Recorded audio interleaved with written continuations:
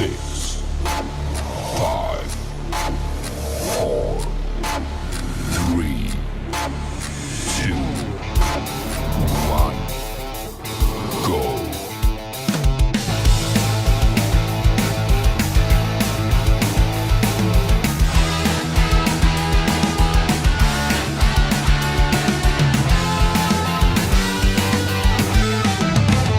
Guitar Stories Podcast, your number one show for everything guitar. Hello, everybody. Welcome to episode 74 of the Guitar Stories Podcast. I'm Andy Ferris, and right there, that very good-looking man is Mr. Daniel Getka. Sorry, Dr. Daniel Getka. Sorry, Daniel. Sorry. Hello, Mr. Ferris. It's good to be back after. It's Dr. Ferris to you. Oh, no, sorry. Oh yeah.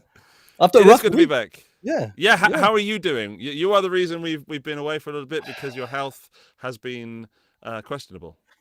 Yeah, definitely. I picked up the how David called it the Rona, and the Rona has been pretty rough to me. Actually, making me celebrate my birthday in bed last week. Happy birthday to me. So I felt bad wishing you a happy birthday. I was like, have a birthday? Yeah, it felt like that, but at the end of the day, it's okay. After like 3-4 days, it was much better, and the kids are doing well again. So, Good. yeah, it's okay. But it's still an experience I would have liked to avoid at any cost. But yeah, what shall I do?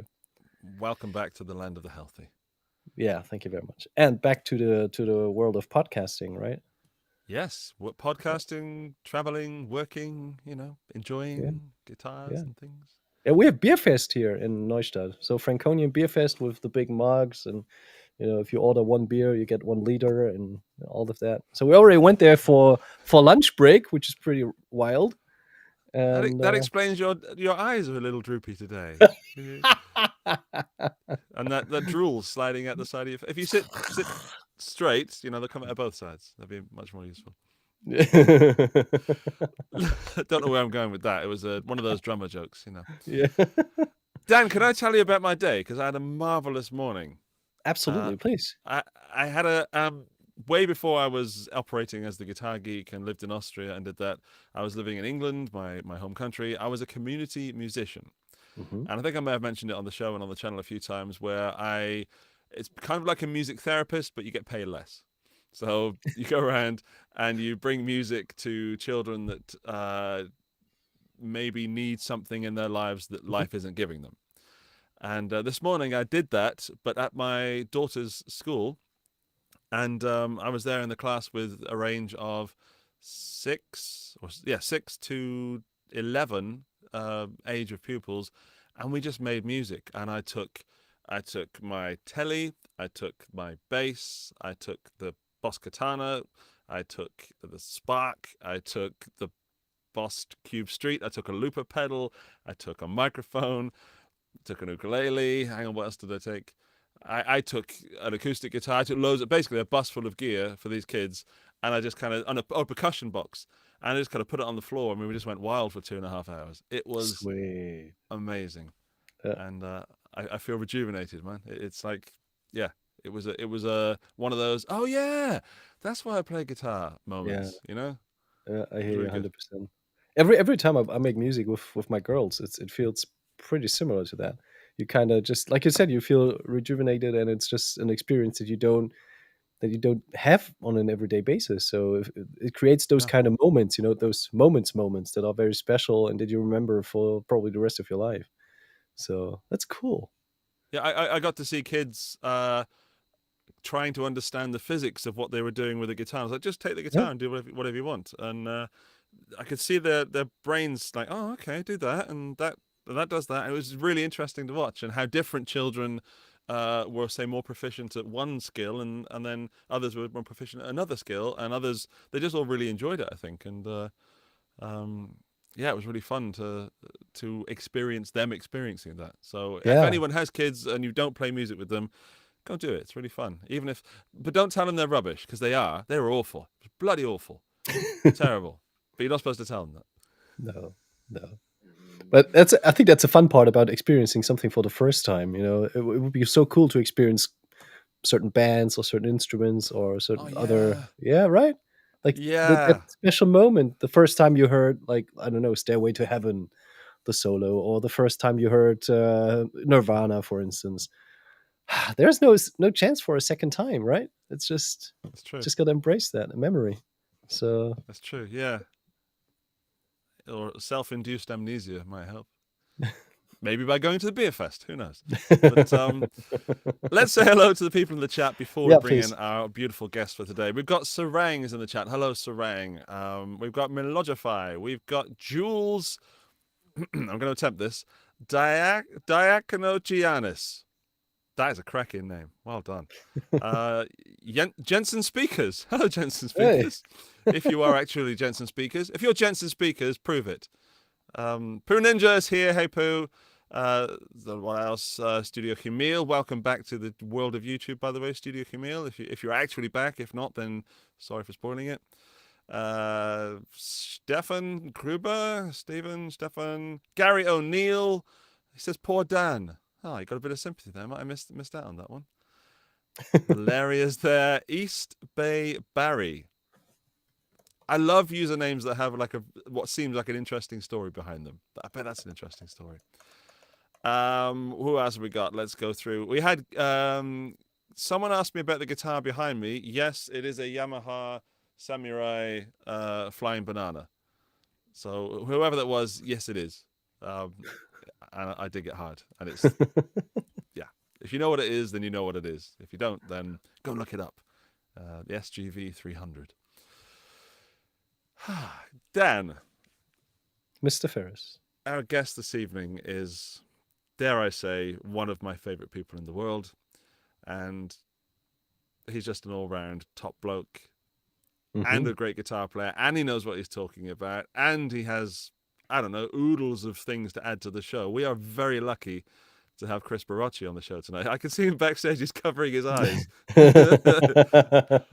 Now, Yeah. it's okay, Kris. We did book the right guest. I am talking about you.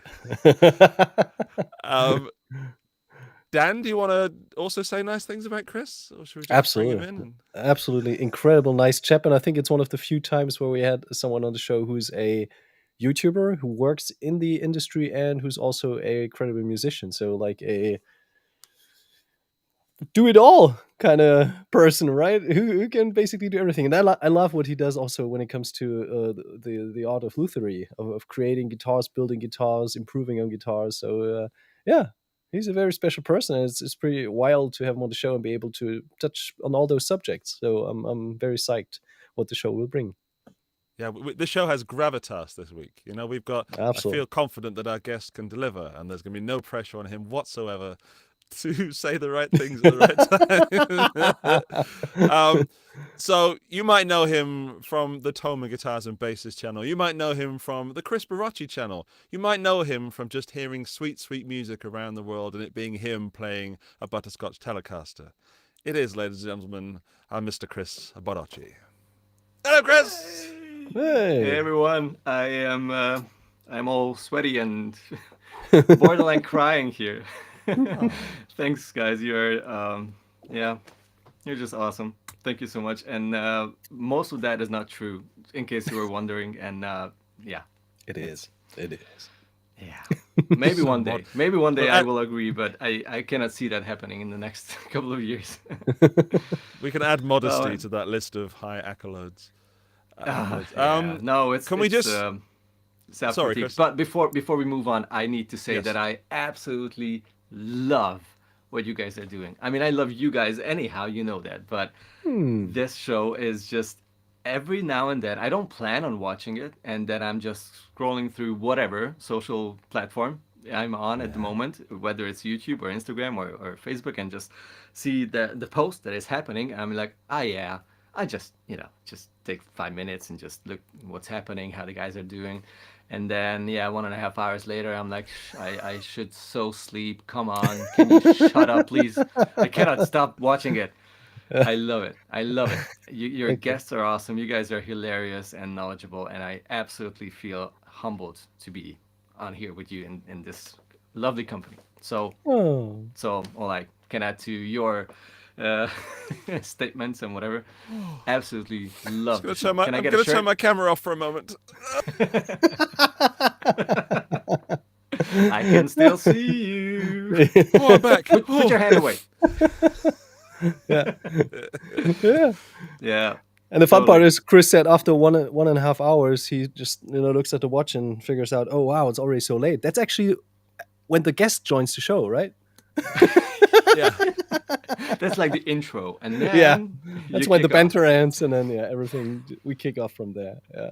We have some long shows, and I think our longest recently was Phil McKnight. I think that's Yes. been that was a marathon show where Dan and I just sat there and just enjoyed the sheer awesomeness. Yes. So Me hopefully too, on we'll the have other something end. to add this time. Yeah, Me yeah, I too, on remember the you other being end. there. I was like, oh man, this will never end, but I don't mind it. I will say, if we have any questions for Kris is here to answer questions, hopefully, and requests and things like that. Wait a little bit. I will pin your message into a little favorites area.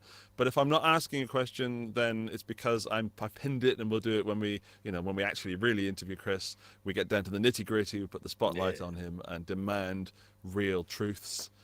Can we do an audio check? People that tune into the show regularly, we had some hot audio earlier. Let us know if the audio is fine. Yeah. Be I was the be one kind, distorting be and kind. being a little bit too loud, apparently. Maybe we fixed it, I think. And with we, I mean Andy. I was really good at looking at him fixing stuff. April says we're we're not going to fine. go into that. Okay, wonderful. Awesome. Nice. Hello, Cranar, by the way. Welcome to the show, Cranar. And April, hello, thank you. And Will, hello, Will. Right, boys and girls and everybody else and animals and all those sorts of inanimate objects that tune into the show. We've got to talk about some news which is weird. Fender have joined the Metaverse. And it's called the Stratoverse. And I'm not fully sure I support the Metaverse. I'm going to kick off with that. This sort of online world that exists online, where we kind of already have that, but you can then exist only online. And now they've put a guitar in there, which must make it better, but could make it worse. Did either of you have any thoughts on this before I go further into explaining what it is and possibly why it is? Go for it. Okay, I'm going to do it by doing this. Valeria's comment. Burn it! Burn it now! Lol. Valeria, you summed up my old man opinion of this, but it's there's a Stratoverse, a virtual experience online for Horizon Worlds, which is an online place where you can exist. Mm-hmm. And I don't really get it. I haven't tried it out. I don't have access to it. But you can search a world to find guitar chords represented by sparkling coloured Fender picks. But once a pick is unlocked, it becomes available to anyone in the world back at the Riff Maker. I feel like I'm watching a shit Lord of the Rings right now. Yeah. I mean, it says it has been created for a advertising event for the creative communications industry. So it's basically just a blown up commercial, right? Of course. I mean, everything is. Right now, I'm repping this shirt. Yeah. but just the other day, I was watching the latest season of Upload, and if you think about Metaverse in such a sphere where people can actually be uploaded before they die, so that their consciousness and their being is kind of transferred into the AI and being represented there, I think that makes that creates a completely different image of what could be possible at some point. Sure. Because matter, I love that show. is, it's amazing. But you turn older and you die at the end of the day, and matter will just vanish at some point. But maybe there's some way to kind of all those bits and pieces, those kind of electrical spots here to get these translated into the metaverse. That would be cool. If you had an Andy and Kris and Dan, and we could do the podcast on an everyday basis, right? Just babbling. Can you imagine if they didn't quite manage to upload us, but they took our personalities and consciousnesses from the Guitar Stories podcast show? How ridiculous we would be in that online world. Yeah. You're great. Everybody's really great. Guitars are great. This is weird. That would be me. Oh, a fuzz pedal. Yeah, fuzz. I just be Another walking fuzz around pedal. going fuzz, fuzz, fuzz, fuzz, fuzz, fuzz, fuzz, fuzz. I've got a graphic to show for the Stratoverse, just in case you're watching the video version. I have no idea what that relates to. I kind of want to try it, I'll be honest. Yeah. Yeah, it's mean- probably unfair to find it ridiculous or whatever without trying it out. But I cannot help myself. I guess I'm also too old, and I enjoy reality too much to want to escape it in a way, or sort of extend it in a way. I think that's way more fair to say. But I totally get it. I mean, that's why we had all these World of Warcraft and all these games, online games, where people just went nuts and sort of stopped existing in the real, universe, and pretty much lived their lives there and found friends there and everything. And it's questionable if it's healthy for the soul, but it definitely helped a lot of people who were just not having a very good time that's here, true. and That's true. gave them that amount of joy and success and sort of a different experience that they never had the chance to live here. So I don't think it's all bad, but I personally would not be able to care less about something like this. But imagine the following, Chris. If you have a fan base all around the world, and not everyone can come to your workshop to see you either in Germany or visit you somewhere else, but if you had like a virtual workshop where a virtual Chris would be, and then people could just walk in from all over the world, how amazing would that be, right? It depends on the experience of the person who. Yeah, we're gets not to talking see me about in real troll. person. It's like, oh Yeah. my god, that's. I thought he's not like this. Yeah, I mean, house rules should be the same in the metaverse compared to the real life. Because if someone gives you a hard time at home, you just kick him out, right? So that should be the same in the metaverse. If someone's a troll, you just kick him in the nuts and tell him never come back. That's what I do with people in my house if they go, they give me a hard time. But What do you want? Which invoice? Get out of here. no, but really, I mean, this is one of the big advantages that there are no borders. It's like that big universe that's completely unrelated to real life borders and real life to physics and whatever. It's just like one big universe that everyone is in, and you and basically borders are defined there and not in reality. And I don't know. I don't find it too ridiculous. I just think it needs a good use, and so far it's all just bells and whistles and all games and all kind of a very pseudo use that these bring about. I So, think this is more a gadgety thing, and it Yeah. aims for a really young generation, I guess. Like if you're 12, and you are just out of the age of Barbies and whatever, and you discover music and you find VR glasses and all that 3D, extended reality awesome, which I totally get. Like my kid is only 7 and he's all into it, and I'm like, no, not yet, not please, not now. I totally get it. It's legit, and it will find its audience, but it's just not us, I guess. We are, we discovered the real thing, and we have enough stuff in our lives that matter a lot.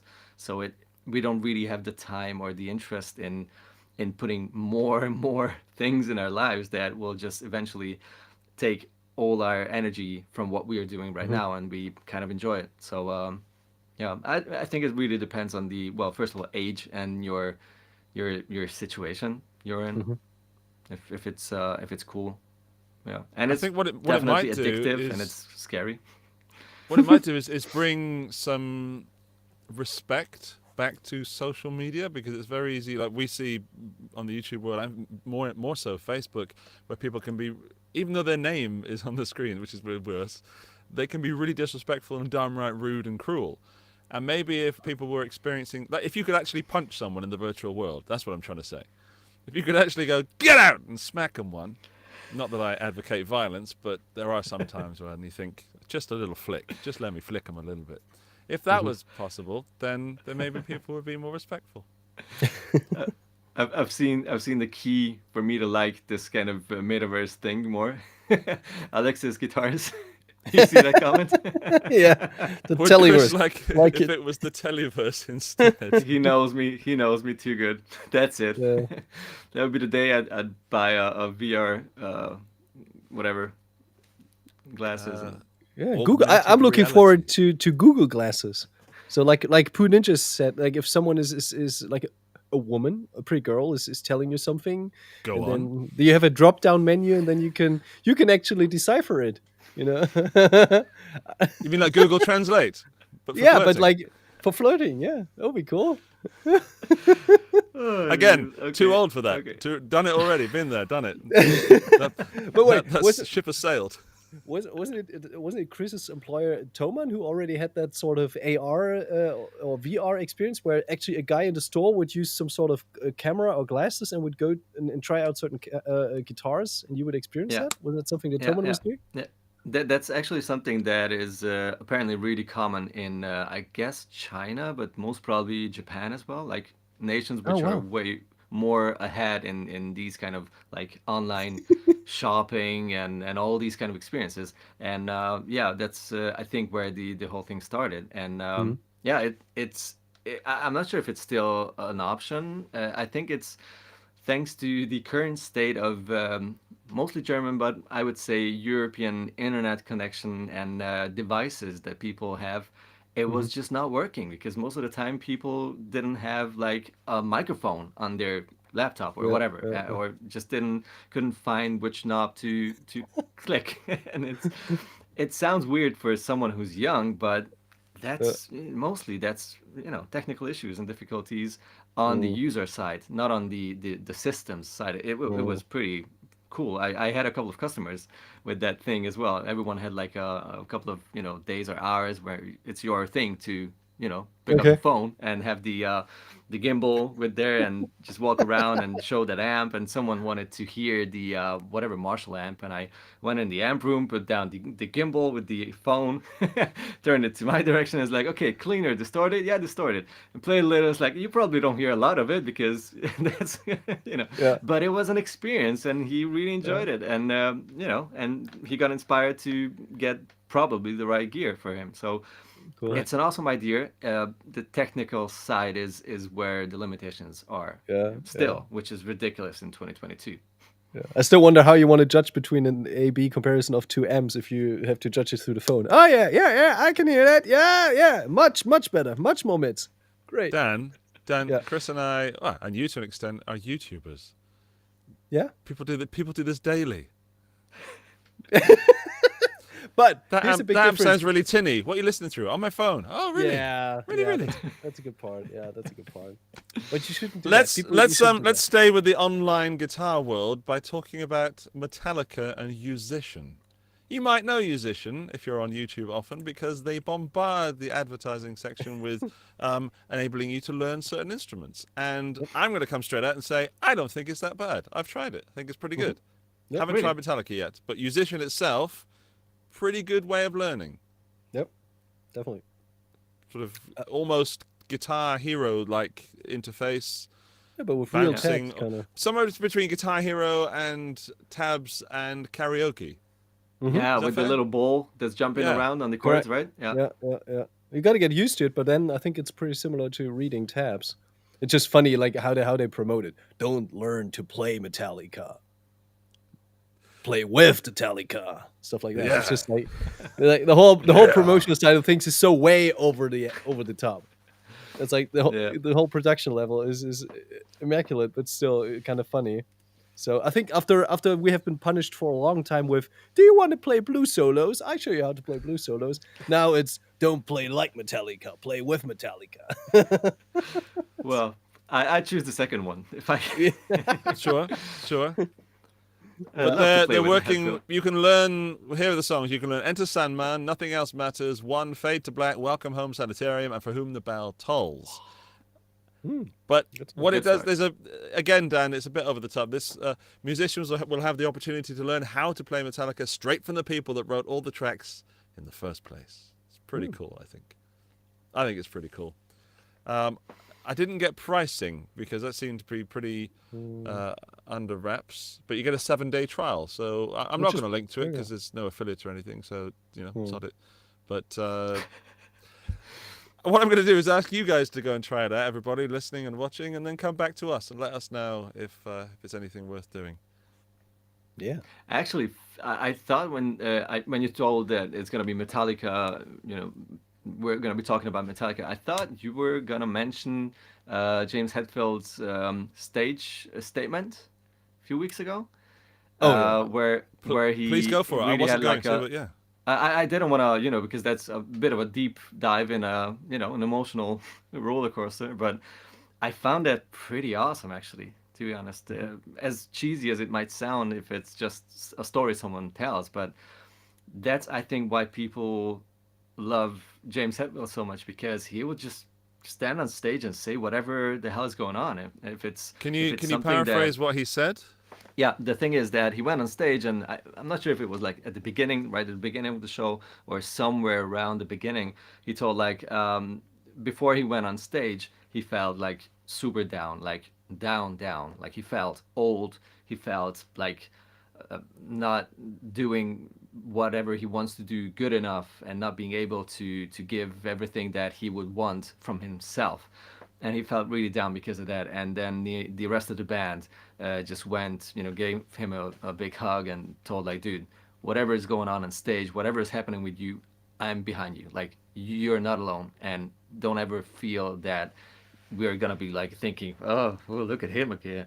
And he was like, all back at it again, and went on stage and probably had a good show. I'm not sure about that, but the fact that a person like him is also just a normal human being and has his downs and ups and everything, and has the courage to go on stage and admit it.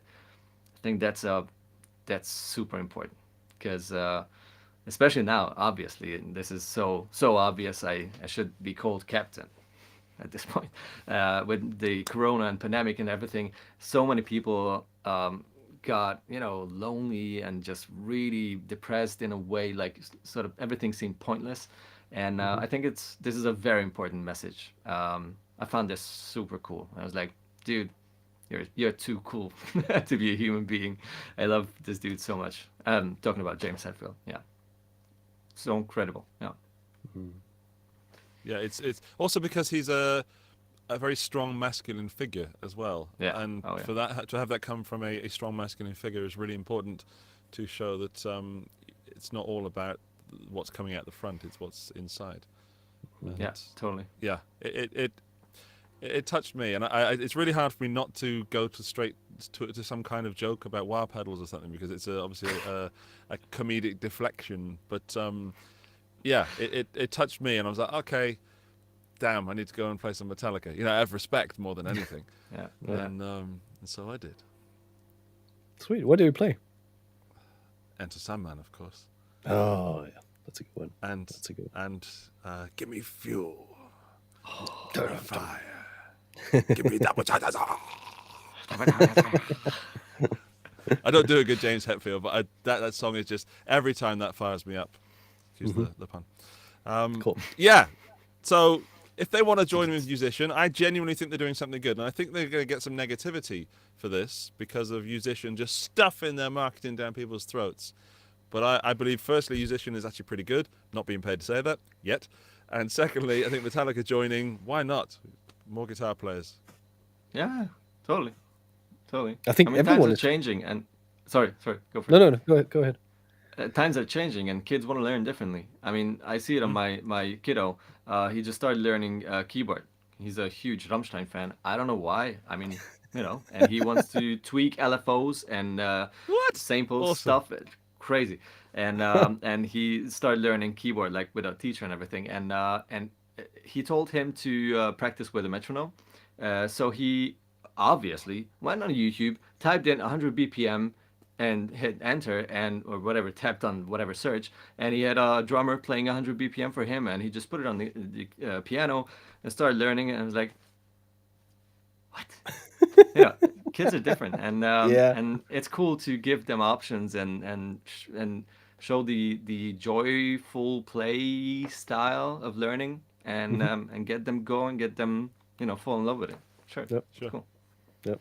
I just want to say that I totally appreciate that they kind of collaborate with Yousician, because it kind of opens, new avenues for players that have no relation to tabs, or they can't read or buy those tab books, or can read notes, or those kind of things.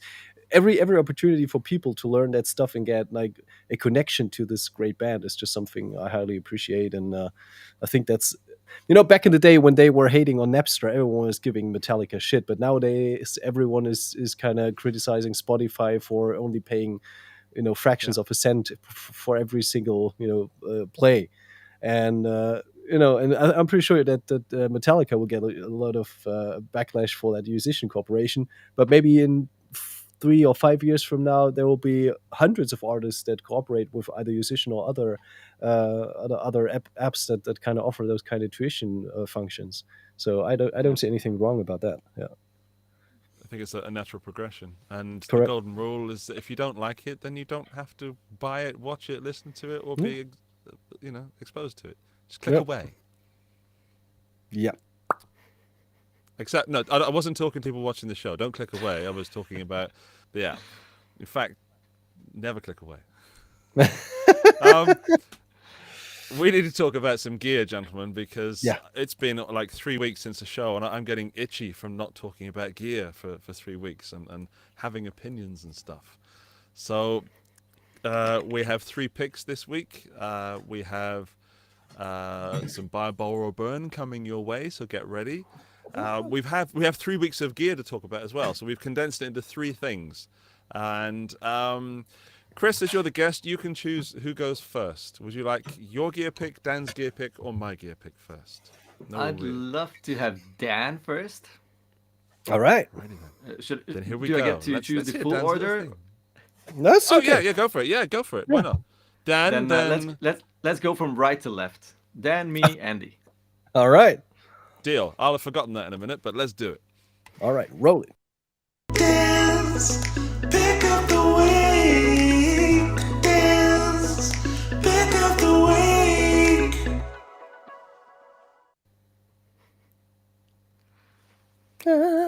I love that tune. Pick up the week. It's so catchy, isn't it? Damn. Yeah. And I was gonna say dance, like dance. Dance, Dance. yeah, dance. Oh, I never Dance. thought about that. Dance. Right.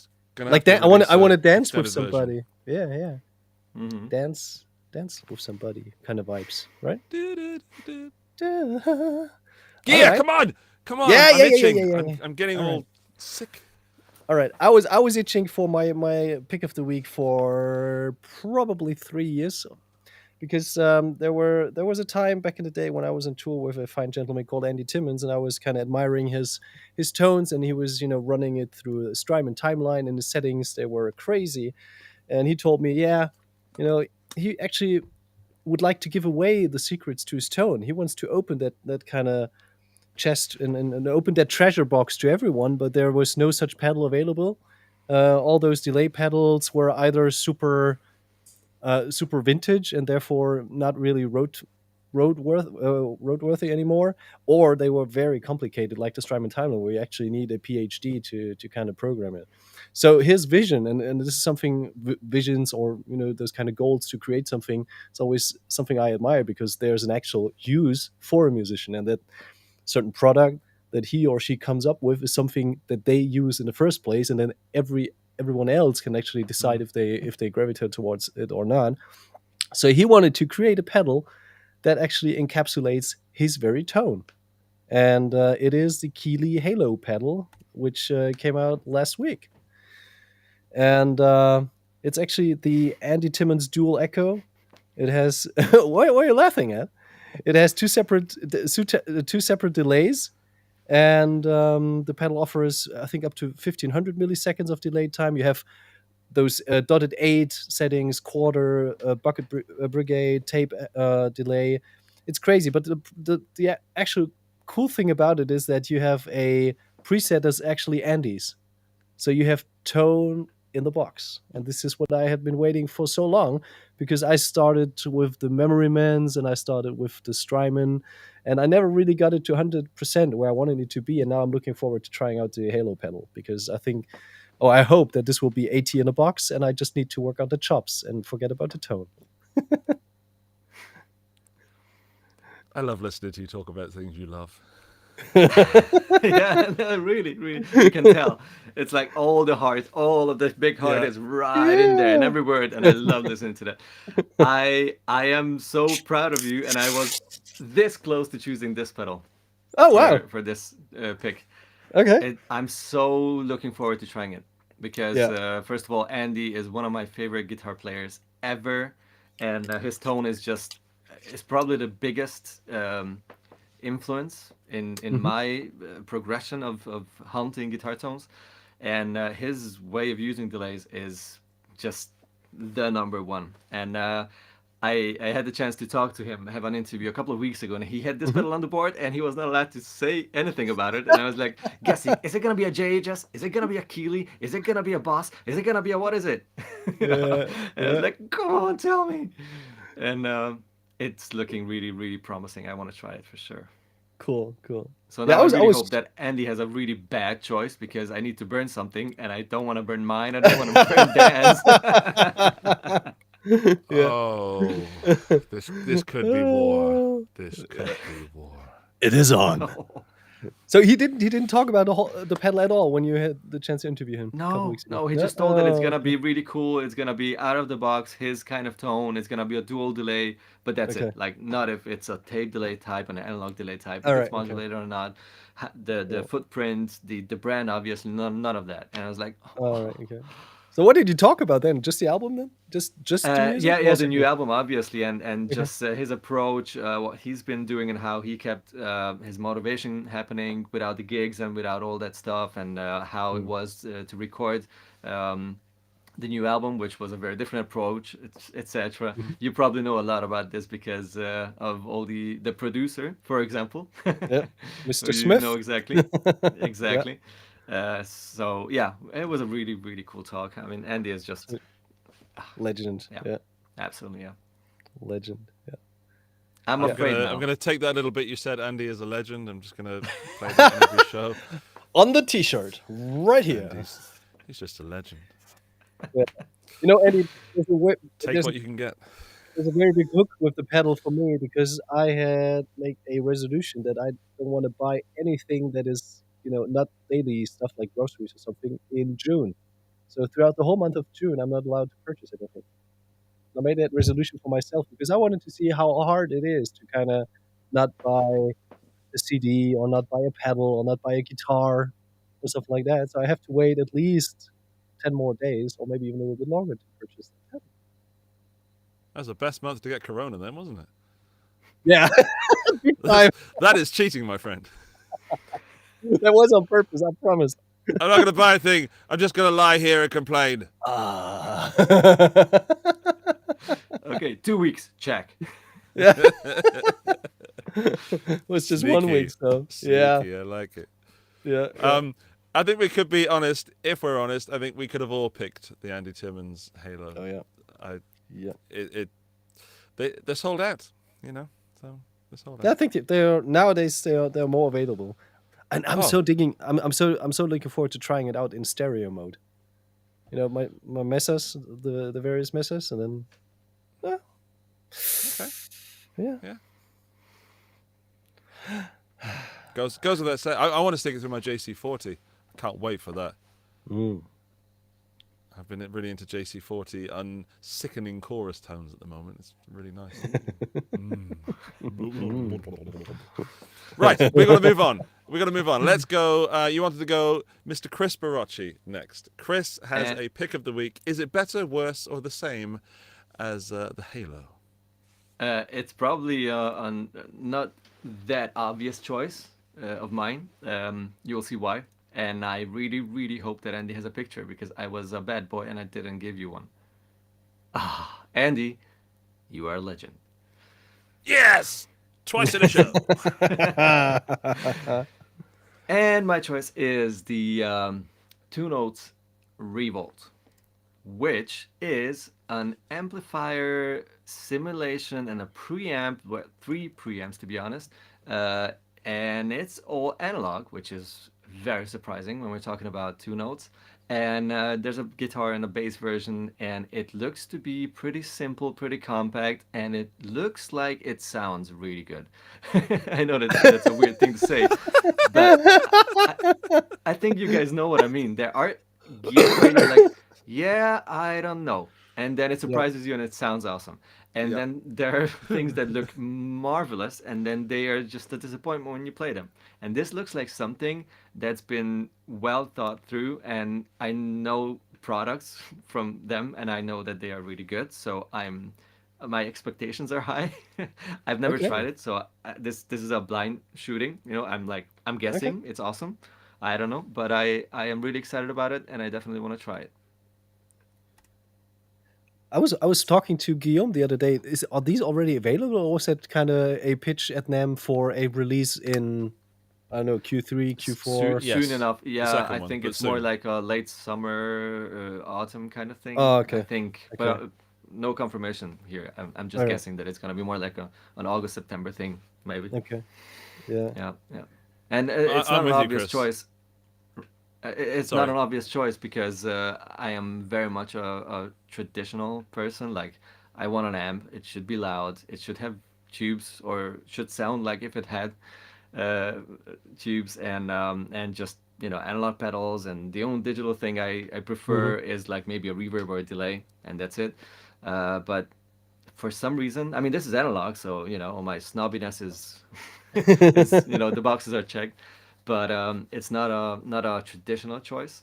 But I think this is a very practical thing that could be an awesome backup plan, even if you're an amp player, and an awesome desktop device if you want to record or play at home. And if it sounds that good, then it could be your thing, like your pedalboard amp. And I played one before. I talked to Andy about this, the amp one, the blue guitar amp one. I played that years ago for years, live, every weekend, twice, and I absolutely adored it. It was a great little pedal format amp, and this gives me the same vibe, and the sounds I've heard were awesome. So I'm convinced. I'm convinced to be really excited about it.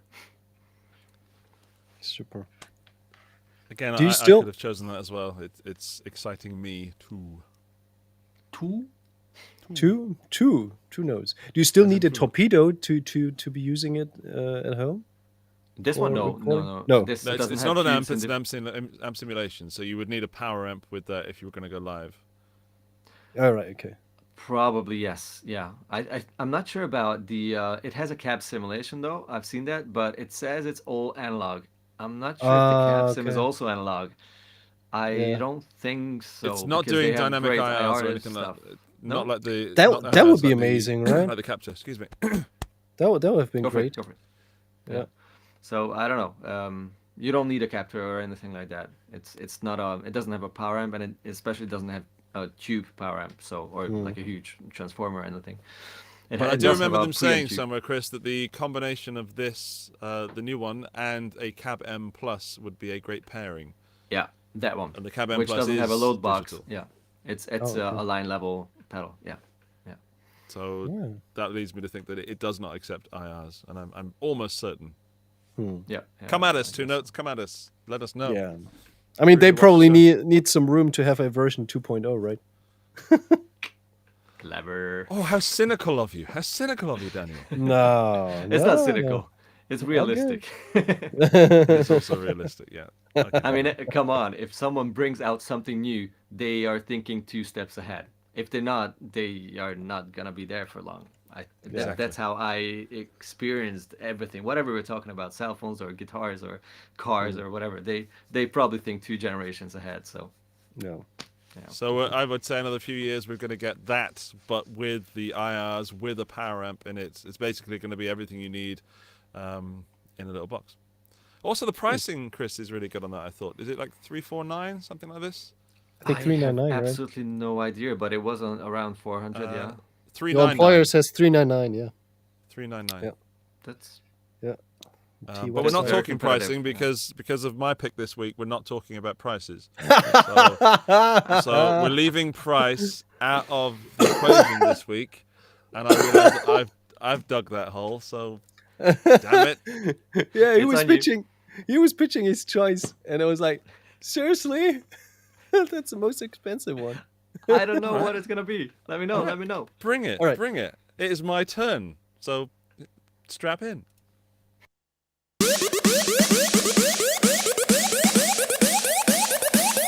Andy's pick of the week. So my pick of the week. Yeah. Yes. Yes. Relax. My pick of the week is a pedal that I've played recently, made a video for it. It is the Beatronics Zombie. It genuinely changed the way I approach guitar playing. Whoa, that's a Genuinely. bold statement. Okay. Because first, it scared the bejesus out of me because I had to make a video and I received it on the day that the video had to be released. Due to logistic reasons, I got the pedal on the day the video had to go out. So I'm like, okay. And they said, can you just make a video, a genuine video of you unboxing it and trying it for the first time? Don't read the instructions, just plug in and see what happens. If there is one pedal that you need to read the instructions for, it is this one. Because there are hidden functions upon hidden functions upon hidden functions. Okay. It's even hard to define what the pedal is, but I'll give it a go. Firstly, it's all analog, so Kris, that should make you smile a little bit. But Beatronics are calling it a multi-effects device with a filter, a wah, an LFO. There's a randomized like step filter. There's tremolo. There's swells. There's overdrive. There's fuzz. There's a low octave. And there's a cross tremolo as well, which plays only half of the.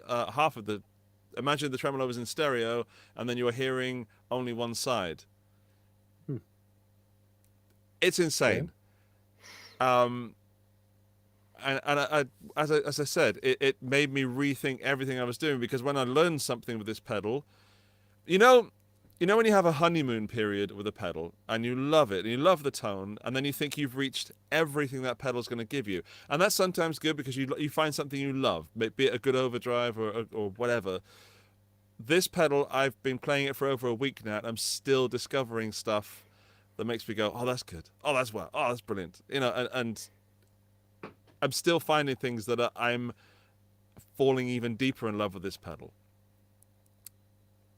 It is expensive. What does that mean?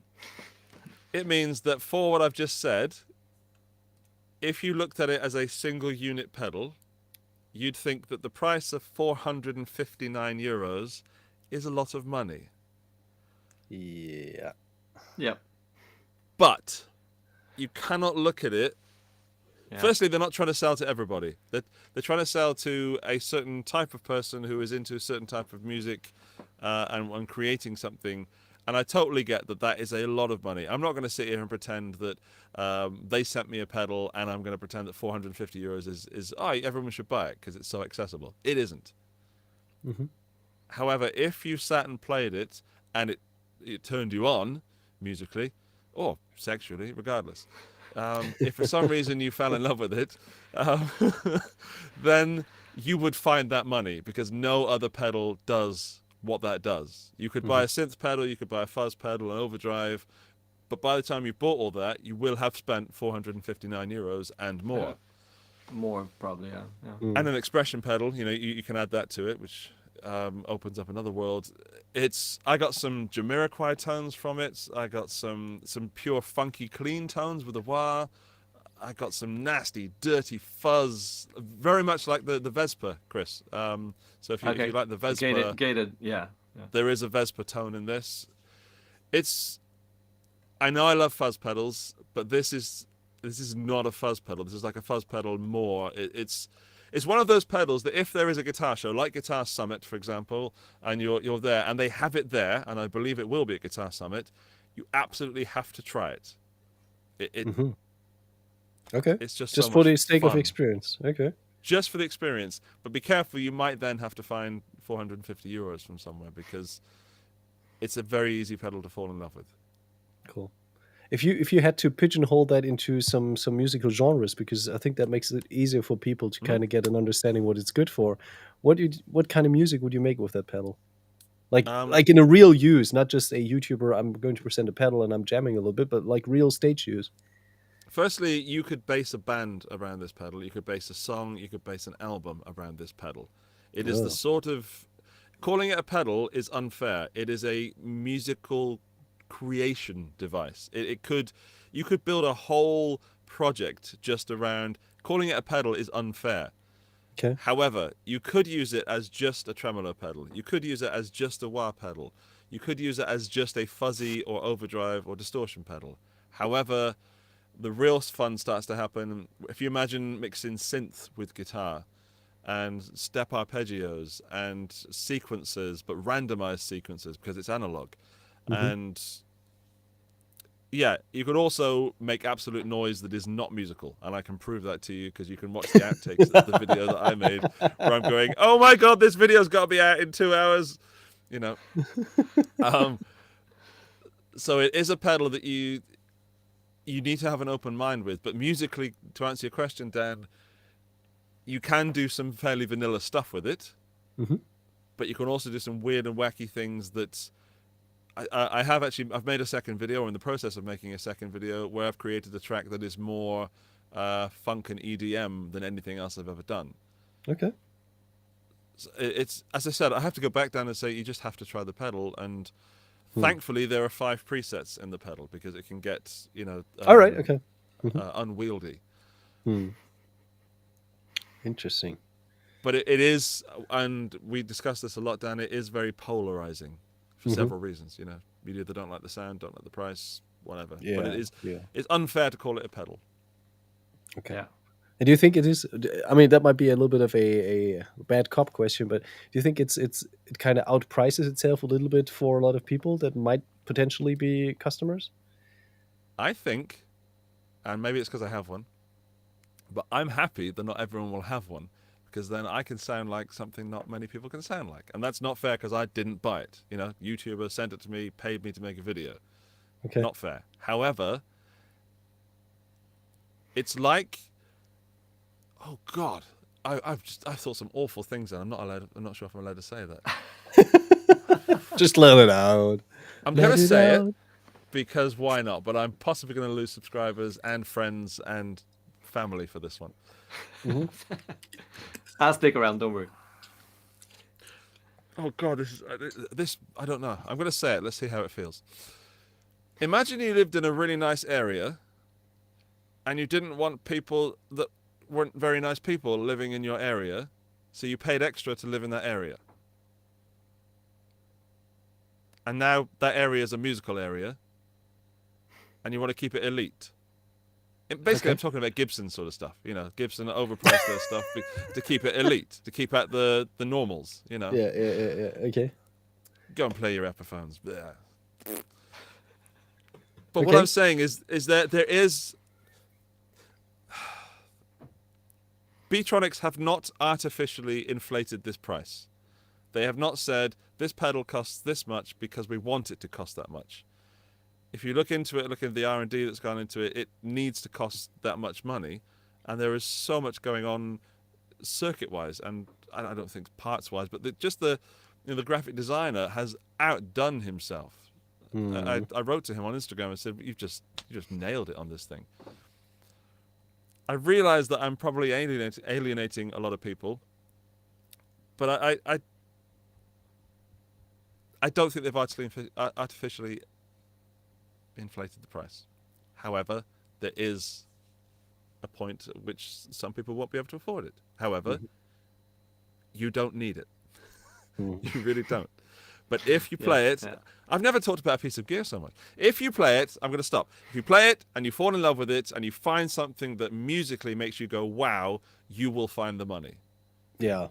I mean, that's the same with guitars, right? If you find a super expensive guitar and you touch it and you think like, I'll never be able to afford it, and then you play and you fall in love with it, then you start selling 3 or 4 other guitars to be finally able to afford it, right? I did it with my telly, Kris. You remember when I fell in love that day when I just stuck my hand out. That guitar is the one I would save in a fire.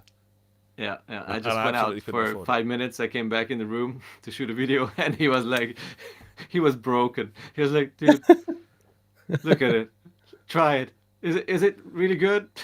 Tell me that it's bad. And I was like, it's really good. Sorry, man. It's really good. Yeah. And No, I Two of get my it, friends and bought the same model. You know, they played mine, yeah, and I couldn't get yeah, my guitar back from Steve for about a month actually, yeah, yeah. and he bought one. Yeah. Yeah, but I get what you're saying with the price point. This has a psychological side. If you have a product that you're proud of and it's a good product, and you put the price point to a point where a lot of people can afford it, it's not gonna be an object of craving anymore, because it's just gonna be something that a lot of people have. You will make more money probably if you sell enough to make up for the loss of profit per piece, obviously, but it's not gonna be a special item anymore. Hmm. Obviously, I don't know, Ford.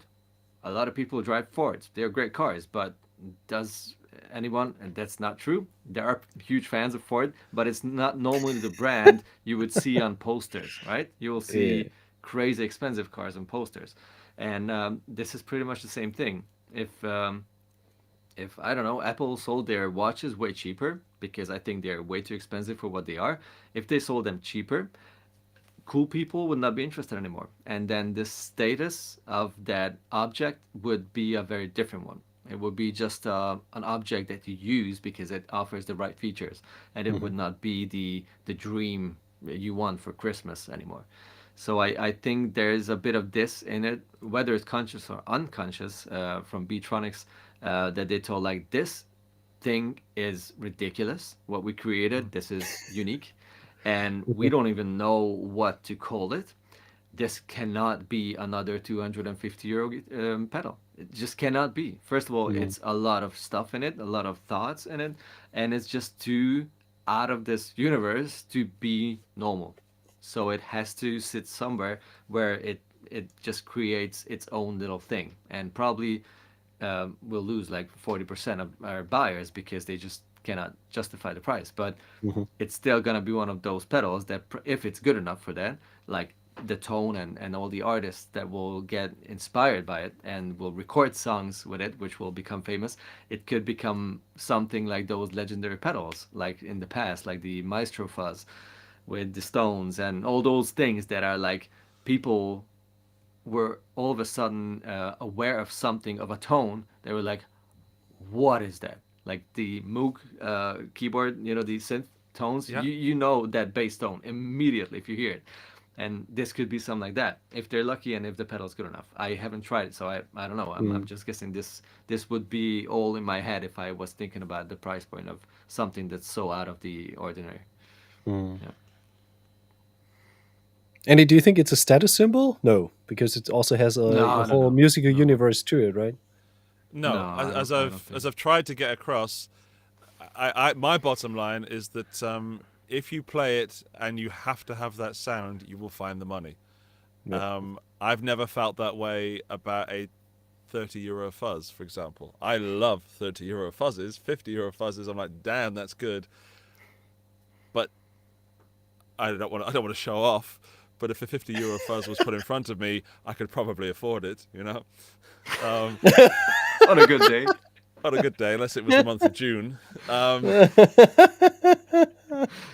But it's just all right. I'll be square with you guys. There are times when I love doing what I do, guitar YouTubing, and there are times where it is a load of work and it's a load of hassle behind the scenes that people don't see, and I could complain all day about it. Hmm. However, when I received that pedal, I thought, I've got a pretty cool job here. And that doesn't always Great. happen. To be totally straight with you. Yeah. Yeah. But anyway, But that I'm may- going to buy some 50 euro pedals now. Just to prove the point. So that makes 3 very strong competitors for this episode, right? It's gonna be. It's I've gonna never hurt. talked so long about a piece of gear before. Ever. Yeah. Yeah. Yeah. The show's almost over. Yeah. Okay. In that case, it's time to buy, borrow, or burn. I borrow or burn.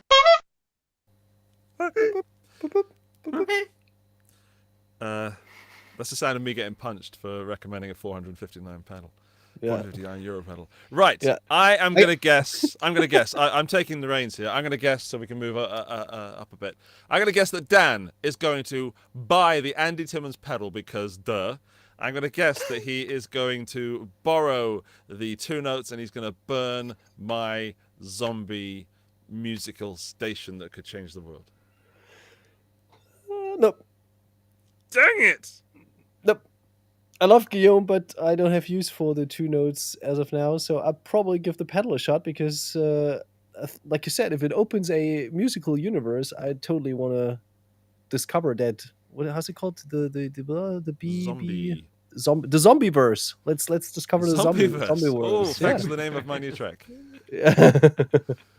So definitely the Halo. That's a must buy. That actually will be a buy as soon as I'm able to afford it and can figure out where to buy it.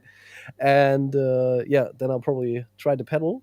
So as you have one at some point in this year or whenever, I will probably have a chance to try I could bring it next week with me. I'm coming to see you next. Oh, we're together next week.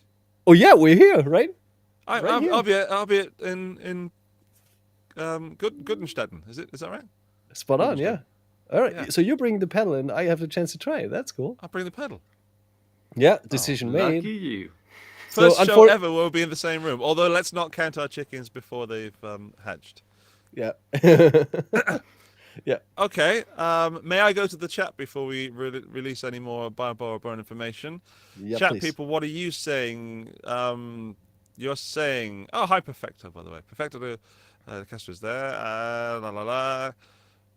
Craner would, I've missed his message. Craner would buy the zombie, burn the zombie because he wouldn't know what to do with it. Fair, absolutely fair. Studio Camille would burn the zombie. Hee. Nice, good way to get rid of him.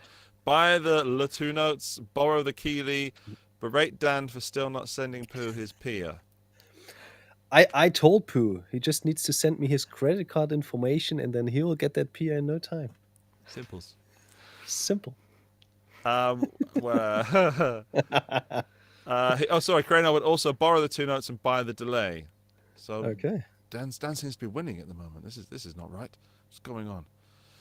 Sarang would buy the Revolt. Woohoo! Because it looks futuristic. Borrow the zombie so that I can write some interesting stuff with it, which must mean that he will burn the Halo because who needs another delay? Sorry, Dr. Dan. Ow! Burned. Kind of fair, though. Valeria would buy the 2 notes, borrow the pedal because I'd like to be zombified, and burn the delay because I've run out of options. Yeah, I think that's all it comes down to this week, Valeria. Yeah. Okay, I've done my guess. I don't know how the rest of this show works. Who's guessing next? Can I guess Andy? Okay. Andy would definitely buy the maybe I think the zombie, but he has it already, so it's stupid. Borrow the Revolt and burn the delay because he has enough delays.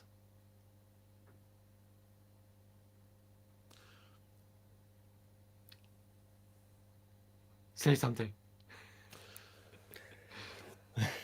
I think this is the first week I am absolutely stumped.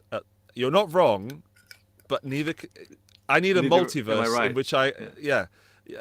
Oh, the multiverse. Multiverse by borrow burn. The answer from the heart. You're absolutely right. Okay, have to burn the delay just because, as Valeria said, that's the only option left. Don't want to burn it. Love to borrow the 2 notes, and I'll have to buy the zombie. But if I was being a sensible guitarist that actually applied those pieces of gear to my situation right now, the most sensible thing for me to buy would be the Andy Timmons delay, because it would fit nicely in my blues rock rig. And then also to borrow would be the 2 notes, because it would be a nice sort of backup into the PA just in case, or indeed into a power amp and use it fully. So therefore burning my own choice of the thing that I love so much. So I'm going to say that yes, you're right, just so we can move on. But there is another situation in which you're also wrong, but you're right. Does that make sense? Totally. Cool. I'm confused.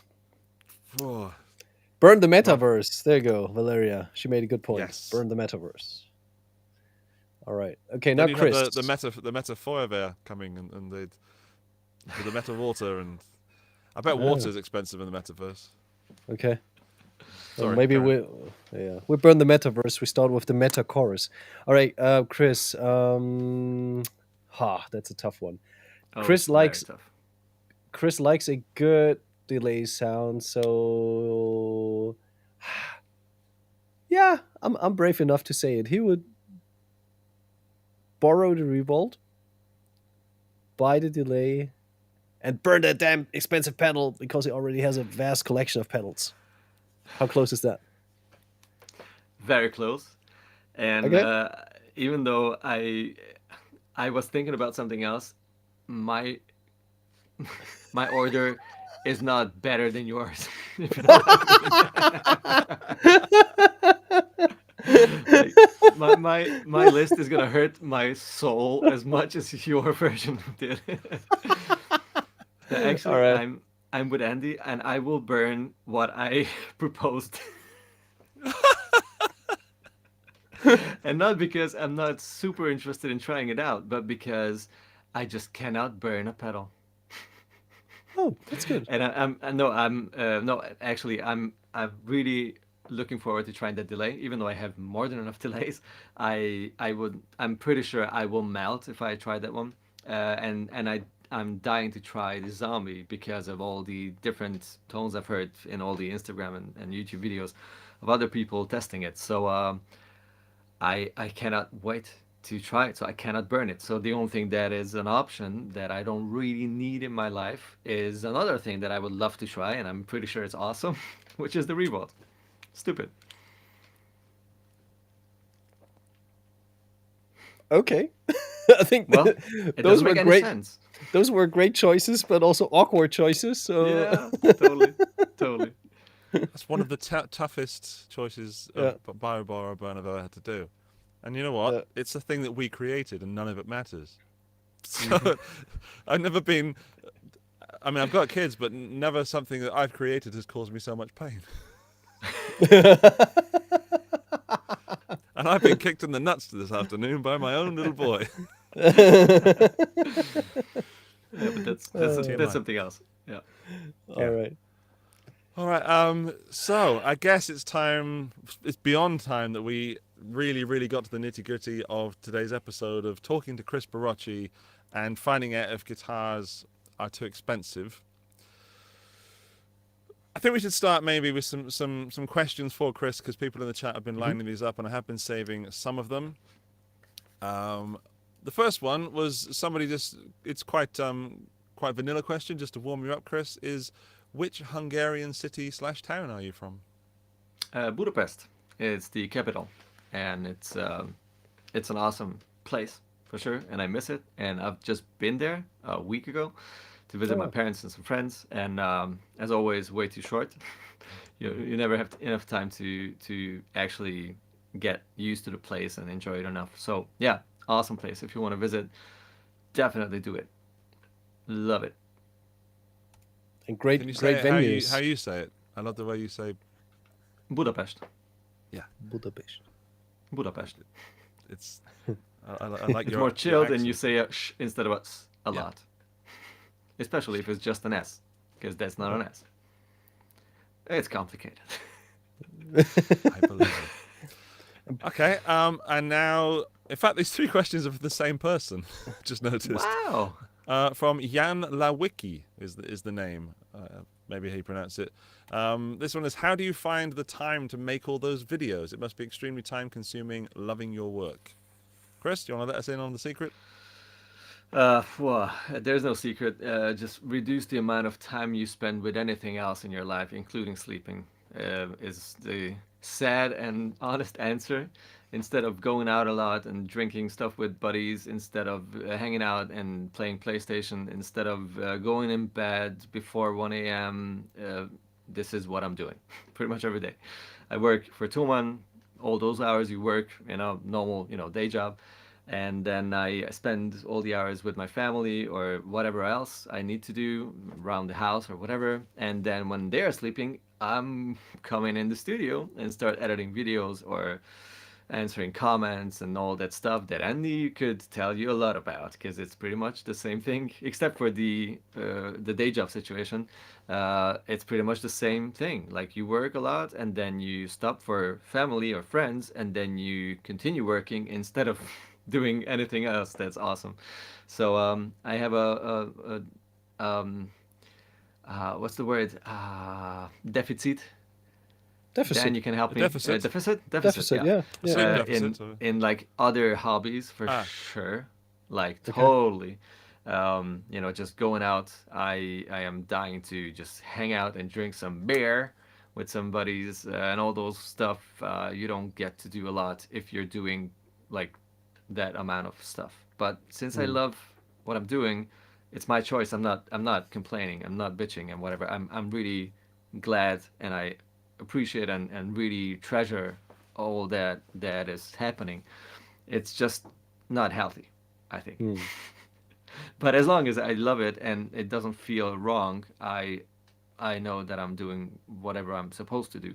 And if I feel like, no, it's not fun anymore or whatever, then I need to change something. But um, it's not the case, so I'm digging it. If you allow me to chime in at that point, one question: how do you keep the fire burning when working as a day job in the musical instruments sphere, and also dealing with gear and musical instruments as a hobby? How do you kind of avoid to kind of get tired of everything, get sick of another pedal, etc., and keep that enthusiasm that you always have in your videos?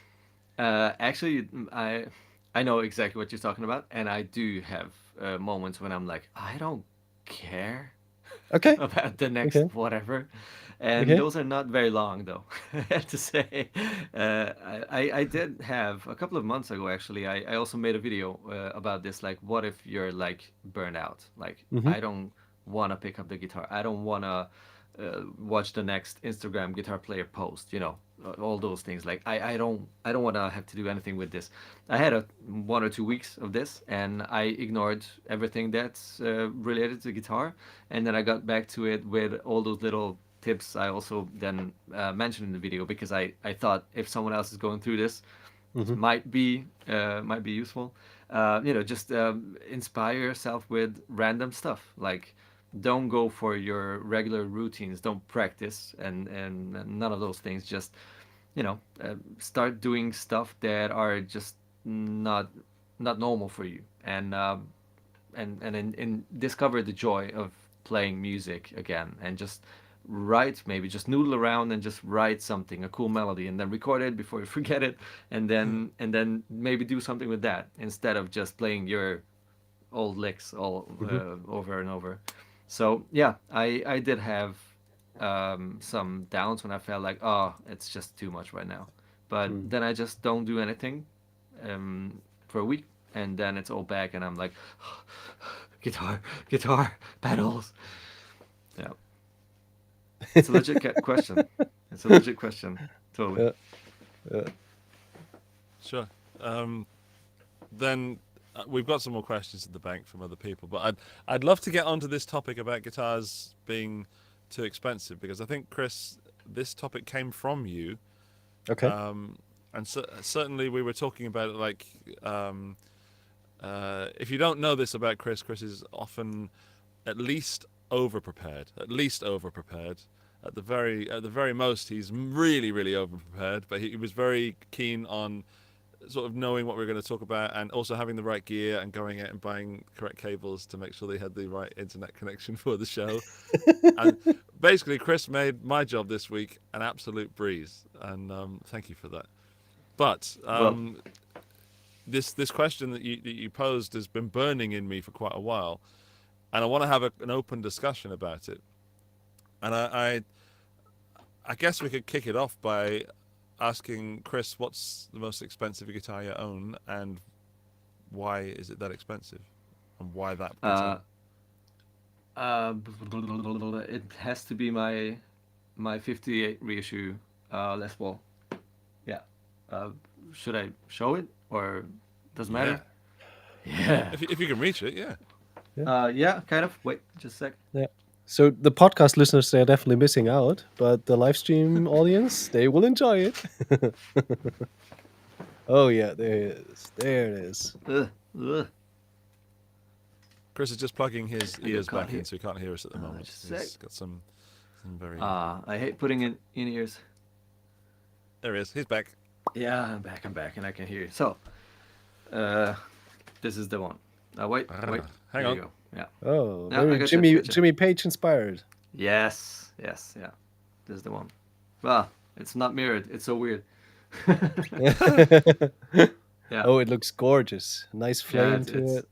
It's ridiculous. Yeah. And what's cool that the flames kind of disappear in the right angle. Mm. Oh yeah. It looks almost very there, shy. almost there. Yeah. Very shy in some angles, but also very flamey in others. Yeah. Sweet.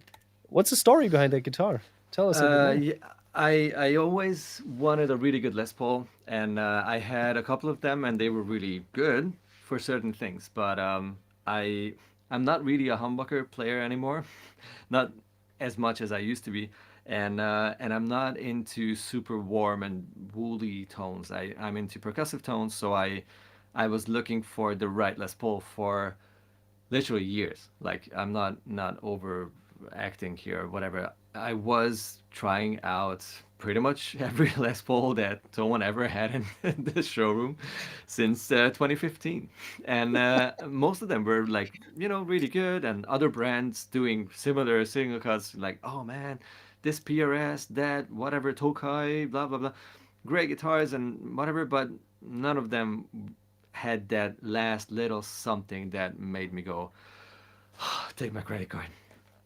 And Okay. and also most of them were really expensive, so I really felt like I have to be 100% sure or more to justify that, saving up that much money for so many years and then just throwing it on the desk. Okay. So Okay. yeah, that's why I was just waiting for the right one, and then all of a sudden a colleague ordered this for probably for a customer. They took a picture of it or whatever, or had to weigh it for a customer or something like that, because these really expensive guitars get this kind of treatment. Like if you want something above a certain whatever 2,000 euro, whatever the price limit is, you can have like extra pictures or whatever. If you really want a certain spot on the guitar, whatever. And it was in the shop, and I was in the repair shop fixing a guitar, restringing, whatever. And then he just brought it in, and he was like, "This was Robin, by the way, Andy. You cool. remember Robin?" I He do. was like, Robin. "Du musst es ausprobieren. Probier mal die aus." And I took the guitar in my hands, and I was like, "Damn you. What is it even?" Tell me it's not an R9, because those are the most expensive ones. It's like, no, it's an R8, which is a 58 reissue, and which is this with this amount less expensive. And I'm like, oh, come on, it's still ridiculous. And then I played it and had it there the next day too, and I was like, okay, no way back.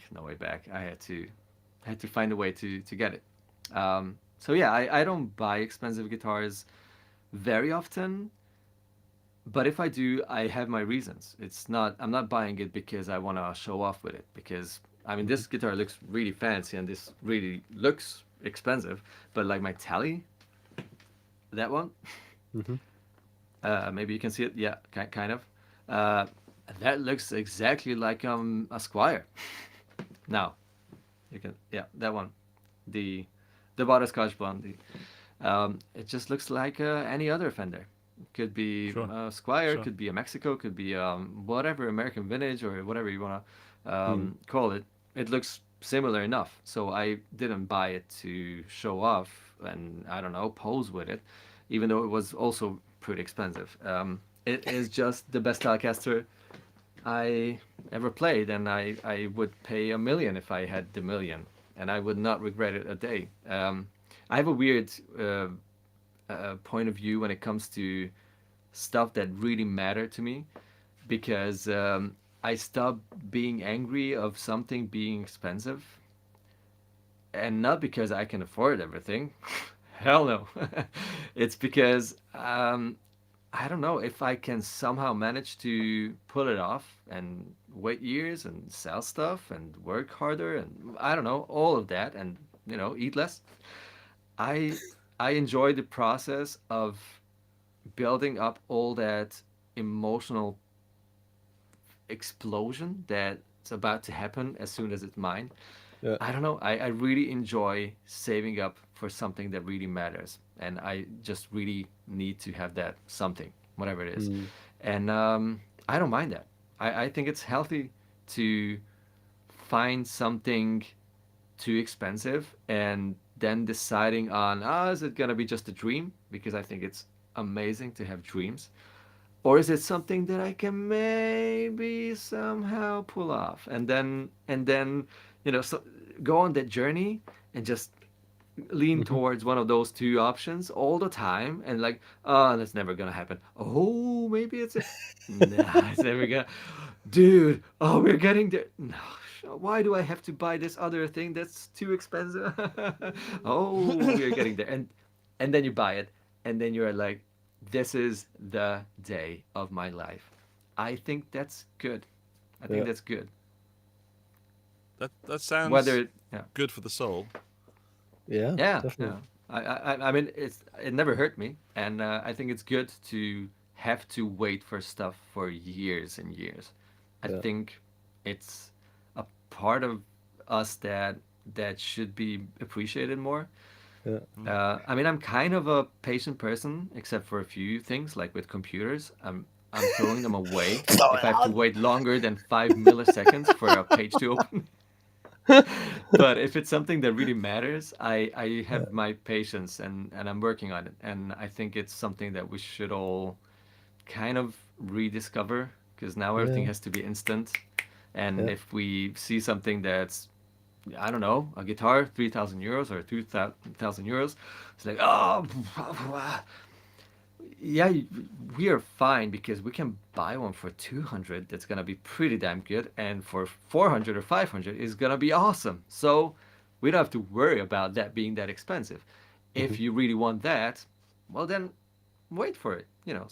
Save up stuff, reorganize stuff. If it's just way too expensive, like a 15,000 euro, I don't know, one of a kind something, then I'll just dream of it, and it's cool. I will never own it, and I don't really mind. I don't know. Yeah. I think like the desire to own it, the stronger the desire is, or if you really mean it, I think you will always find a way to kind of figure it out, right? Even if you're into expensive watches or something. This is not an expensive watch, but if that You is show off. important, if that is important to you to kind of wear a Rolex or to drive a Porsche, I think there are always kind of ways to just somehow or at some point in your life make that dream come true, even if you're 65 and you're paying that Porsche from your retirement savings or whatever. But I think it's a matter. I think it adds a lot of lots of weight or importance to certain things if you have to wait for it, if you cannot just Yeah, pay it right yeah, away, because yeah, then it's that absolutely. journey of anticipation, it's that journey of kind of appreciating how much work and how much time and how much effort went into actually being able to purchase that. Yeah, Like yeah, imagine if you were a kid, as a kid with a single mom, I didn't have a lot of we didn't have a lot of money and to purchase too many toys. But the few toys I had, I still appreciate to this day, and I still remember. I just sure. like dug out an old wolf pack Lego set the other day that I showed to my daughter, and she was completely blown away by it because it looked neat. And I was like, yeah, I played with it, but I took good care of it, and it still looks almost pristine. And she's like, that's so cool, Daddy. It looks so old, but it's still so new and everything. And I was like, yeah, enjoy it, but don't destroy it. Yeah, yeah, Don't touch it. Yeah, yeah. It's. I think don't this you? is a. Don't shoot him! Yeah, I think this is a really, well, I wouldn't say dangerous subject, but a really complicated one because it really just depends on the continent or the segment of the world you're Yeah, living. Because if yeah, you're in a country where the standard is way below like a European sure, or like let's say a Western European standard, sure. even a 1,000 euro guitar is probably out of your range. Doesn't matter how much you save up and how old you are and how Definitely, you know definitely. So this is really just because the world is such a different. There are so huge differences in possibilities and chances and whatever. But the funny thing is that whenever I get to see countries like these, which will never be able to afford an Ibanez Prestige or a Gibson or whatever, something that's more expensive, Hmm. most of these people seem to be way more happy than Happy. most of the European people Yeah. I know. Yeah. So, is that so bad that some stuff are just too expensive or super affordable for some and the opposite for some other? That's why I mean it's not dangerous because I don't think those who will never be able to afford the stuff I was able to work for and afford, I don't feel like being any more than that person. And I really hope that those people will never feel being less, whatever, successful, whatever, because of not being able to afford some of their stuff. This is just stupid objects. It's, Hmm. we think they make us happy, and to a certain degree they do, but what we buy is just inspiration, isn't it? It's Yeah. like something that makes you want to pick up something that you play for a long time and you don't want to get bored by playing it. So Hmm. you purchase something that makes you excited again. And it works. I Hmm. can tell you that. Yeah. It keeps me playing after 20 whatever 5 years and I love it and it's cool, but none of this is necessary. Like Mm. at all. Yeah. It's yeah. I think we're going pretty deep here, but I couldn't agree more. Sorry. There's also so much great music being made with let's say suboptimal instruments. Oh, I'm a big absolutely. I'm a big fan of brushy one string. You remember that song, "Chicken in the Corn"? Yeah.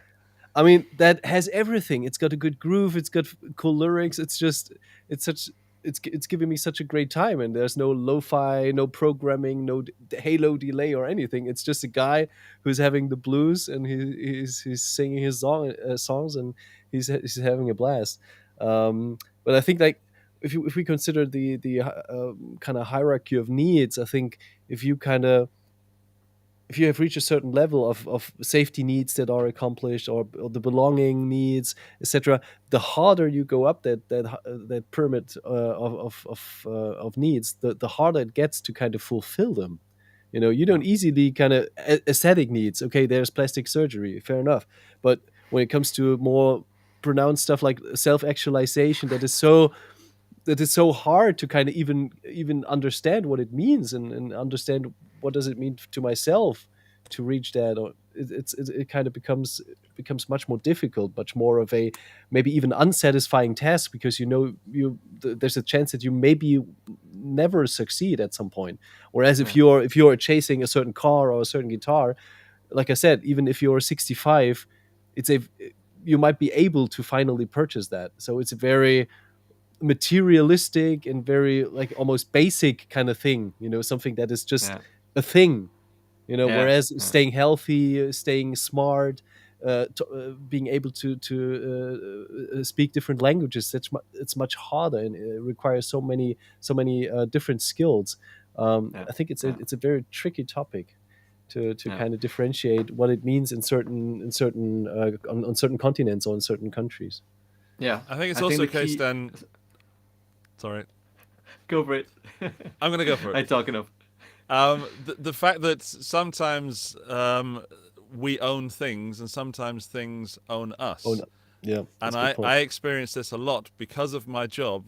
There is now no divide between Andy the guitar YouTuber and Andy the guitar player, because I'm just surrounded by it all the time. And as we talked to Kris earlier about his, the keeping the fire alive, I suffer, in the most least way possible from that often. And I almost sometimes get sick of seeing guitars. I'm looking at them right now, and I just remember being a teenager thinking, this is my life. This is everything. And then I look sometimes and think, oh God, look at all these guitars. And I think sometimes they own me rather than the Hmm. other way around. I don't, not saying I'm not inspired to make music with them, but you have to maintain them. And then I feel bad when I pick up a guitar that I haven't Hmm. restrung in a few months. And then I'm making a video and I'm like, oh God, I can't play that guitar because I haven't restrung it. Hmm. And it's a ridiculous problem to have. Of course, it's certainly not a complaint. It's more a reflection upon myself and how I need to reassess what it is I'm doing. And it's so hard to, as a YouTuber, to lose touch of what actual real people are experiencing. And I've just talked about that really expensive zombie pedal, and I know how ridiculous some of the things I've said have been, and I know how unfair it is that I was sent that. Not that I didn't work my butt off to get to where I am and work my butt off with that pedal, but it is ridiculous to not have to just have that turn up at my door, you know. And it is ridiculous to have this amount of guitars in a room. I mean, it's insane. Be careful what you wish for, I guess, is what I'm also saying, because many people would love to be in the position where, like, I've got so many guitars I can't even walk through a room. Just be careful, you know. Again, not a complaint. No, just a flex. Yeah. Do you? It's not a flex. It's not a flex. It's a I know. responsibility. It's. Absolutely. I know you're joking, but it is absolutely a responsibility. And then I feel the responsibility to the people that watch my videos and the people that are watching right now, that you have to have respect for all these things. You have to have respect for the people that made these guitars, the people that went to work that day and worked their butt off to build that instrument that you're thinking, oh God, another one. Or I'll just move that out of the way so I can put this new one in. Ridiculous. So I think what you said about, Kris, about the people losing touch and people having to be aware that nothing too materialistic. A guitar's nothing unless you pick it up and make music with it, and Yeah, that's a almost good every guitar will have a song in it, you know. Yeah, It's just totally. some are easier to coax out than others. Yeah, exactly. Actually, I've seen a comment. Sorry to No, go for it. to take over your show, but I think it was FFX Frank. That has to be Frank. Yeah, Frank, yeah. Such a cool dude, and he asked us if we would be able to apart from our instruments. It's like a couple of yes. May I read it, or do you want to read it? That's no, go for it. Okay. Shall I read it? Can I read it? Would any of you guys be able and willing to part ways with all of your guitars and start from zero, like starting with the next guitar that feels right and take it from there? Kris Barocsi. Oh, why do I have to start? Already a disappointment. I would like if my house caught fire and I had to run out of this room right now, and I was sure that my family is safe. I would literally just grab my telly, and I would definitely grab my telly, even if I got burned a bit. It's not because I couldn't keep on doing what I'm doing without that. Definitely, I would find another whatever guitar that would speak to me that much. But this is at this point borderline family. Like that object is not an object anymore, if you know what I mean. Yeah. It's just beyond that. And the rest, I would cry literally long, but I would leave it behind. Yeah, but not that one thing. And I never felt that before, so that has to be special in a way. And after a couple of years of playing guitar, I had some absolutely amazing guitars I played so long, 7 strings and Music Man, Ibanez, all kinds of stuff I loved, and you cannot imagine the amount of emotions I had for those things, and I still love those guitars. I know who owns them, all of them. Friends who bought them from me. Sounds a little bit scary. I still No. know that you own I it. know where you are. Yeah. No, Still have those my are still guitar. very important for me, but I would not consider them being more than just a guitar. Still. Yeah. And, Right. Yeah. Hear you. Dan, what's up with you? I was thinking a lot about it. I have 2 guitars that, I mean, basically, I actually often had the thought about what if I maybe sold everything, because like I don't like case queens, and most often I sell stuff. But I have 2 guitars that I would definitely not give away. One is a guitar that my mom, who passed away, had made for me with a special personal engraving, etc. So that's more like a piece of memory also, and not just an instrument. And then the other one is the AT100, one of the very few that Sugi made back in 1999, and which is very special, very dear to me, because I never liked the look, but I immediately fell in love when I played it. So I actually was chasing a similar guitar and found one after a quite long search. But with respect to the many other guitars I have, I don't think I would be much less happy if I sold it like that. Yeah. I don't really think so, because frankly, I'm playing most of the time. I'm playing the AT100, and sometimes I'm playing my mom's guitar, and apart from that, the rest is just icing on the cake. But it's not like the baseline needs as a guitar player that I have. Yeah. That's a good answer. I like it. I think there would be something fun. Oh, who kicked a bucket then? Did someone just kick a bucket? Maybe it was me. I think it would be fun and certainly a challenge to start from zero again. I think that would be, as we spoke at the beginning of the episode about rediscovering, like hearing your favorite band for the first time again, or watching your favorite TV show or whatever, or meeting your love for the first time again, and having all those feelings. That would be, an amazing experience. And starting from zero would never be the same, because for me now I know things that I like, whereas when I grew up with guitar you change. And Kris, as you were saying, you've gone from 7 strings, and I know you've had some pretty metal guitars in the past, and now you're with a telly, as many people do. I think it'd be an interesting choice, but it would almost be like, because I've had these guitars in my collection, I'd be refilling that collection rather than starting from zero and re-experiencing it. Yeah. But if someone, the thought came to mind. I was talking to Scott from Chernobyl Studios, who left the Ukraine recently for very clear reasons. He had to leave everything behind, and he was telling me the story of when he closed the door on his studio for the last time and had to leave all his guitars, all his studio things, all his YouTube gear as well, his amps, absolutely everything, and had to leave with his family and carry the things that he could carry. And it was there were many reasons that story is upsetting, but I actually thought of myself, like, leaving this door closed, and leaving everything. Of course, there are things more important than everything that's in this room right now, but again, my telly, I would have to find a way to take it. Okay. Because of the emotional connection. And it's purely emotional, and music and emotion can never be separated, or at least I don't believe they should be. No.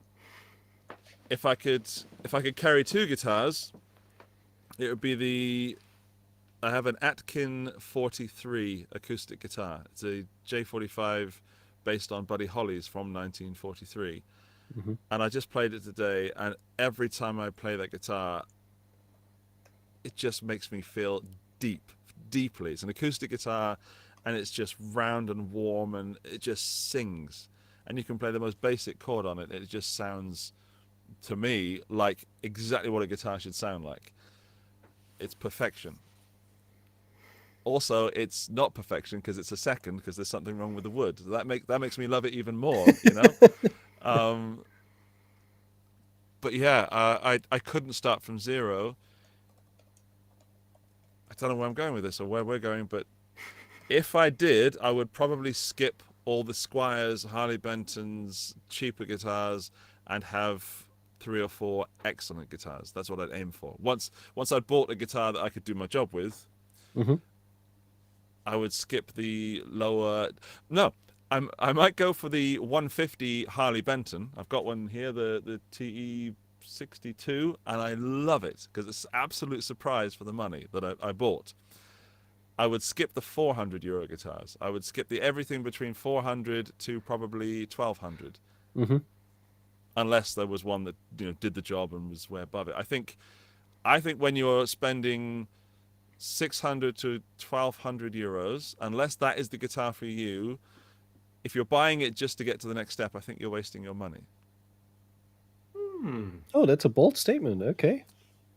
I'm not saying don't do it. I'm just saying that if you're dreaming of that Les Paul, Kris, and the Gibson Les Paul that costs $4,000 or $5,000 or whatever, and you'll just buy this 1200 euro one to make do with, I think there's very little point. Why not buy the cheaper 400 one and invest some time in it?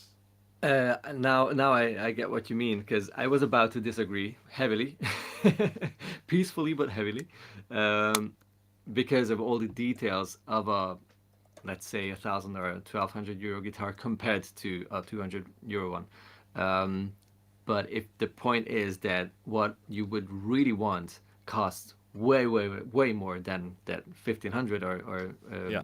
1,000, then I get you. Then you're probably right. Why not getting something that's like really affordable and feels awesome, and then work on it?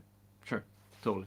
Yeah, yeah. I'm not Unless begrudging you're not a 1,200 euro tweaker. guitars. Yeah, Yeah, because if I you're have not a some amazing tweaker, you guitars just with want that price. something that works, that has really good pickups, a really nice hardware, tuners that will hold, all the right materials and everything, and pods that will not die in like 6 months, because that's something again that people don't really think about, but it's stupid to walk to a guitar store and or I don't know, have phone calls because of warranty and stuff. But most likely, if you spend more, these details will be upgraded heavily, and no one even thinks about these. It's like, oh come on, those are just parts. Yeah, but you will hate not having those good enough when the day comes. So Yes. there's a point in just getting something. You don't have to mod it. You don't have to do anything with it. It's gonna be a very stable, very good and good looking guitar for like 1,200 or 800 or whatever. So that's why I was almost heavily disagreeing. But But I got I guess I what got I'm your point. saying, sorry to backtrack on what I said. What I'm really saying is that aim for the thing you want, and don't aim for something that's going to stop you from that saving. Get something that does the Yeah. job. Almost any guitar will do the job you need to do. Yeah. You just might have to put up with a few little problems here and there, and learn how to fix stuff, and watch one of Chris's videos, or watch all of Chris's videos to learn how to do that. Um, yeah. Yeah, it's tricky. It's tricky. And finally, we got to the point of talking about the subject of this video, Yeah. uh, which is really like, are guitars too expensive? In a way, sure, of course. It depends on your budget. Again, for some, a 1,500 euro PRS private stock is like, yeah, sure. I get one this week. I get two maybe next month because I like those colors and it's a limited run and I want to have it because I'm a collector. So what is expensive really? For most of us, uh, as soon as guitars are being produced in the country of origin of that brand, and this fits to most brands, whether it's a Japanese, an American, a German, or whatever brand, a British, whatever it is, it becomes, it feels like it's overpriced because there are so many so affordable and so good guitars on the market. Earlier, this was very different. Like when I started in the late 90s or mid 90s, Oh yeah. it was clear what you're paying for. Like if you got let's stick to a Japanese Ibanez, that was my dream. And I felt in the shop where I went in, like, I know why this is way more expensive than my whatever 400 euro RG15DX, whatever the exact name was. It just felt different in every way, and it Mhm. kept the tuning, and it sounded better, and it's like, it's so clear. It costs three times as much because it's three times as good. That's not the case anymore. You grab any um, affordable guitar of almost any brand, and it will feel awesome, and it will feel this close to something that's, I don't know, 2K or 3K. And that's why you would say, I mean, that's why I think so many people say like all those American or Japanese made guitars are just overpriced, and why would you pay 2,000 whatever for an AZ, a Japanese one, or why would you pay that much money for a PRS or for a Gibson, which loves to be bashed? Um, it's all the same. Those cost that much because they have costs, and you don't pay the cost of that production.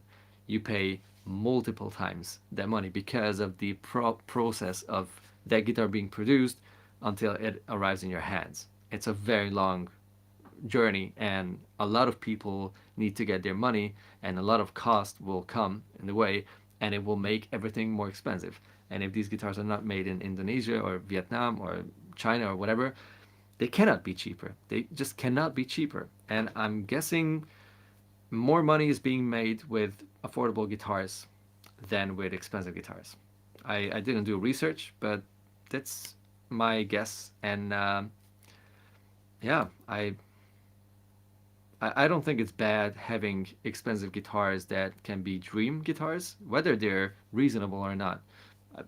Reasonable, nothing is reasonable above 800 euros if we're realistic. But who cares about reasonable things that we're talking about guitars and music and something that should awake emotions and inspiration. Thank you, thank you, Kris. That's the word. Um, yeah, I think it's good to have expensive stuff because we have really good affordable stuff.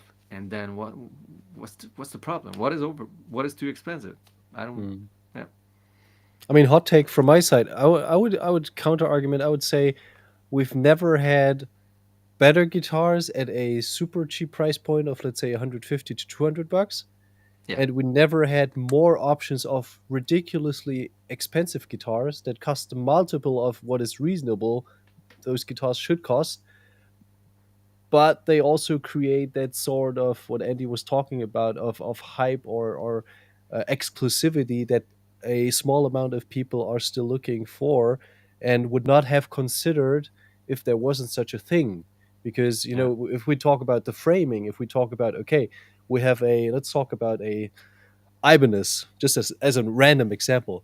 Uh, If you have an Ibanez in the realm of, let's say, 10K, that's handmade and it's customized after your specs, and you have an Ibanez for 2.5K that's made in Japan and has all the bells and whistles, and you have an equal guitar made in Indonesia at 1,200 euros, and you have a lower spec guitar for 400 euros. You have that kind of spectrum of options, and depending in how big your wallet is, and depending on at what stage of your musical journey or a guitarist journey you are, you can pick from either options. And with all those options, you get the optimum of quality, but the price tag is vastly differently.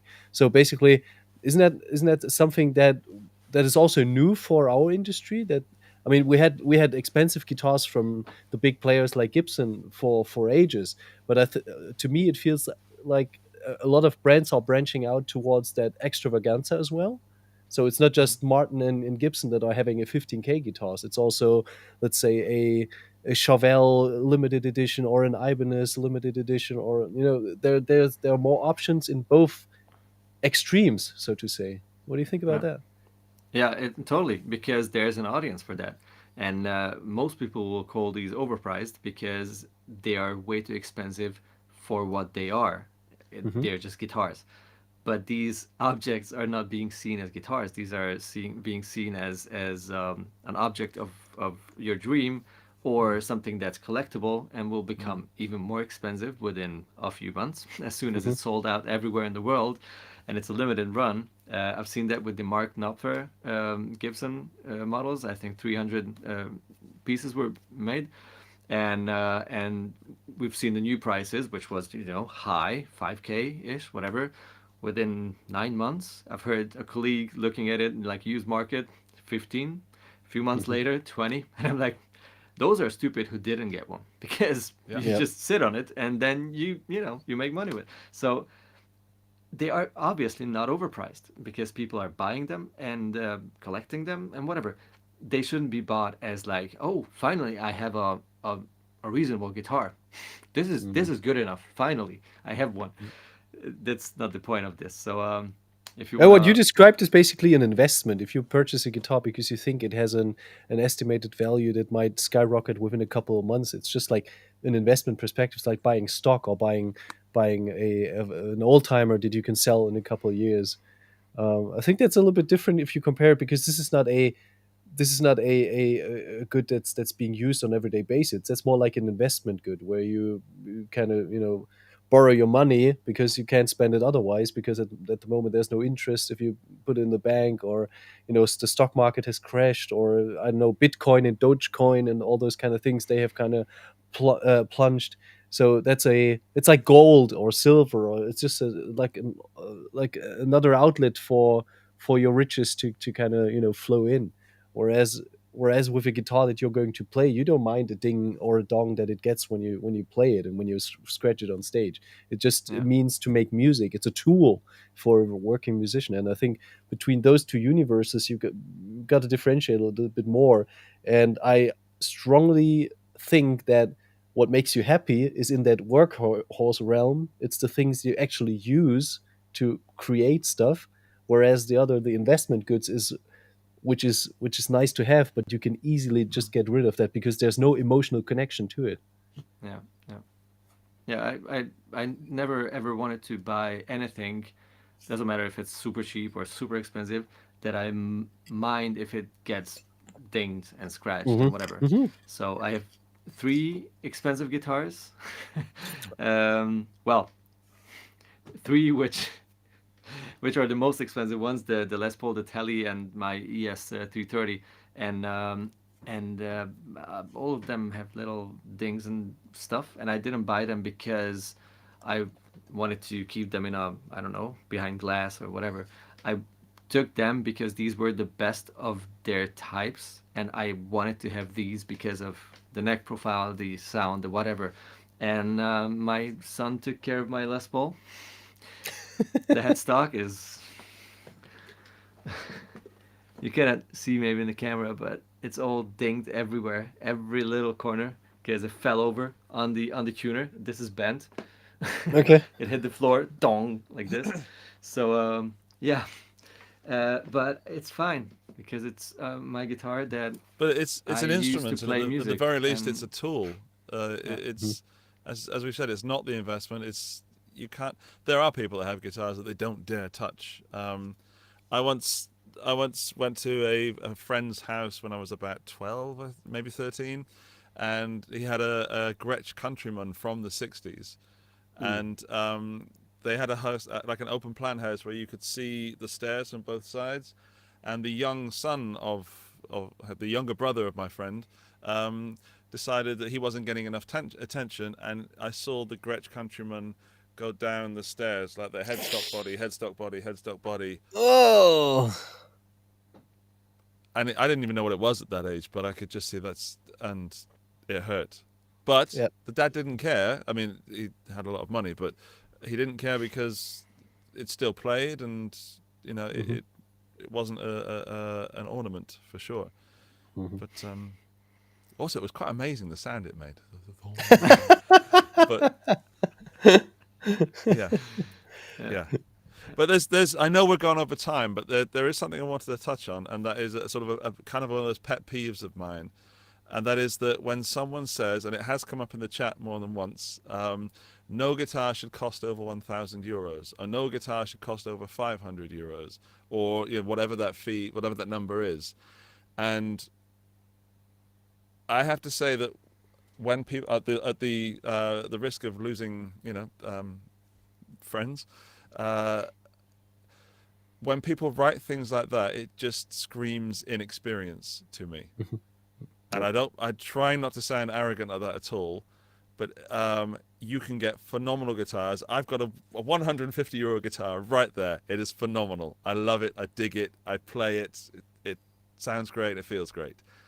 I've got a 3,500 euro guitar right there. Both of these that I bought. There is a significant difference between these instruments.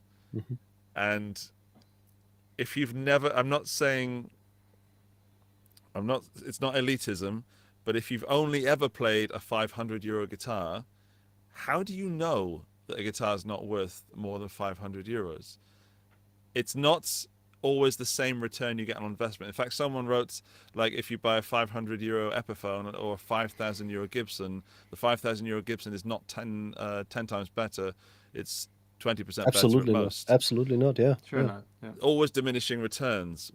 But every time you've got to look at it, it's so easy for some reason. It's guitars. They're instruments. People don't say this about the brass world or cellos. Cellos are 10,000 euros. People don't say, that cello's too expensive. You can get one from Thomann for 349 euros, It's a ridiculous thing to say. It just shows that people do not understand the instrument they're playing. if they're having fun, fine, but don't poo on my fun. My only Sorry. my only issue with this kind of statement is that I cannot imagine how someone can honestly love whatever and then say that it should not cost more than X.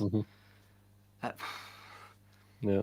you would kill everything about that universe if you set a limit to it. And it's not like everyone needs an expensive guitar in his life, because you can play awesome, sound awesome, and be super happy with never touching any of the custom guitars and whatever. It's not about that. It's about the the respect and just pure love for that, whatever, in this case an instrument. But I want guitars to be collectibles. I want them to be affordable too. I want them to look wacky, and I want them to look perfectly traditional. And this variety only exists if everything is allowed, and you will find Yeah. an audience for everything. So whoever says that's all crap, it should not be more than that, that is that sounds like he's not really loving guitars after all. I mean, that's probably not the case, but that's my impression of a statement like this. Is that It's why very say materialistic. no to whatever? Yeah, yeah. I find also that I see people, because I follow Facebook groups and when doing research on my videos, people that say, I've just bought another insert budget guitar brand here this month, and next month I'm getting this. So they're buying, let's say, 200, 300 euro guitars every month. And if that's making them happy, of course, I'm totally cool with that. I'm not pooing on their fun. But then don't complain that other guitars are too expensive, because you could have done the Kris Barocsi method and saved everything for that Les Paul. It makes no sense when people complain about this thing to me. You either love guitar or you don't. Or you don't. It's not black and white, but It's also really funny how, I mean, I have a lot of very affordable stuff that I just modded, and two kid guitars that wait, it's so hard to point at something in mirror. This one, which was the first Harley Benton kit that I bought. I mean, the neck is not a Harley Benton kit, but could be, you know. And then this one I built now because of this challenge thingy, and both are absolutely ridiculous guitars and sound amazing, play amazing, blah blah blah. But mostly, for some reason, I tend to play my Les Paul and my Telly the most, because those are just my babies, and those happen to be the most expensive. And those videos where I use these guitars appear to have the most amount of compliments, like, oh, that tone, oh, that's ridiculous. But you know, the next day you see like, Gibson, custom shop, snobs. And it's like, yeah, but you also find them awesome. Just Yeah. what, you know, why not just let those be what they are, and just not buying them if you don't like them, right? Yeah. Like, if I had more money, I would obviously buy a lot more things just for fun. But I have more guitars than I need, honestly, already, and I don't mind anything. Like, I would never play a headless guitar privately. I would play it for fun, like in a video or on a gig for, well, why not? But I would not want to own one because it's just not my personality. But I would never say like people playing headless guitars are stupid, because they are not. They are awesome people, and they just prefer different things, you know. So Yeah. I think the inexperienced part is something that speaks out of that, because if you consider that just from a manufacturer perspective, if you talk about certain thresholds of prices or certain levels, these are always changing. You know, it's fluctuating. It's like inflation, where that prices are higher. It's also that salaries are getting higher in certain countries. So what in the 70s had been an import guitar made in Japan that was considered inexpensive is nowadays an import guitar made in Indonesia, for instance. Whereas you can easily buy a Korean guitar or a Chinese guitar 2K and upwards.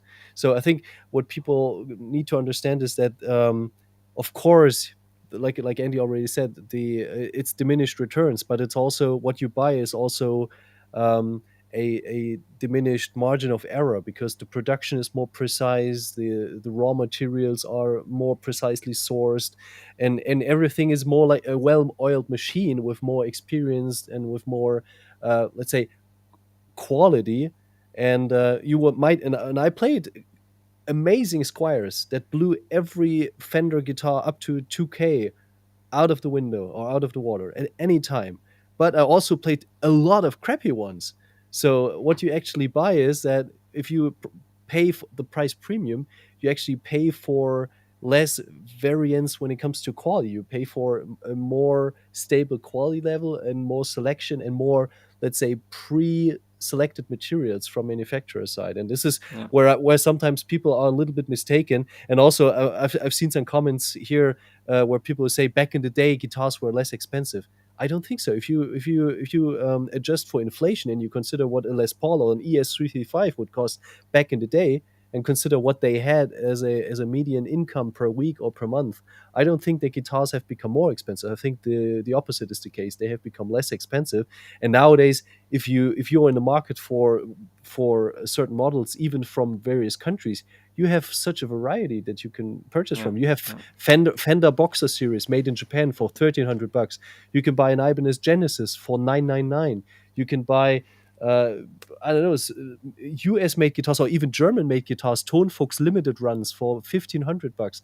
It really comes down to what your expectation is, and everyone who's making a statement that a guitar cannot justify a certain price definitely needs to spend some quality time with a guitar that's far up there and that he won't even consider buying, but just to have made the experience of how an expensive guitar can feel and sound like if you get to spend some quality time with it. And I think that makes all the difference.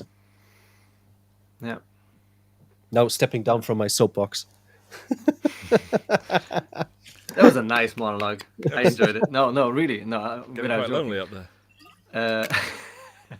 No, actually, to summarize the whole thing, Please I don't think summarize guitars are too expensive.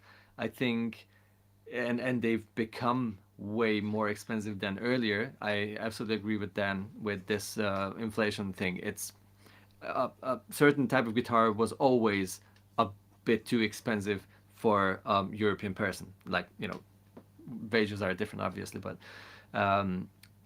what definitely became way too expensive is food and gas. Mm-hmm. If we wanna, but that's a different story, and that's an actual story that matters and is a big problem because of how things are happening. So I think that's where we should, spend our worrying hours at, and not about why is a made in USA guitar, whatever, at least 1,800 euros or whatever. We don't need to get one to sound awesome and to have all the fun that we could have, but it's an option, and if we want to, we can save up for it, and then we're really happy to have it. So it's all good. I don't think guitar prices are an issue. All other prices are an issue. I'm paying €2.50 for diesel gas, right? Yeah, that's ridiculous. And I'm just getting my gas tank fueled. I had like not 250. Today I was driving by a gas station, €2.33 per liter. Yeah. And I'll get my gas tank fueled for the house heating tomorrow, and bye vacation this year.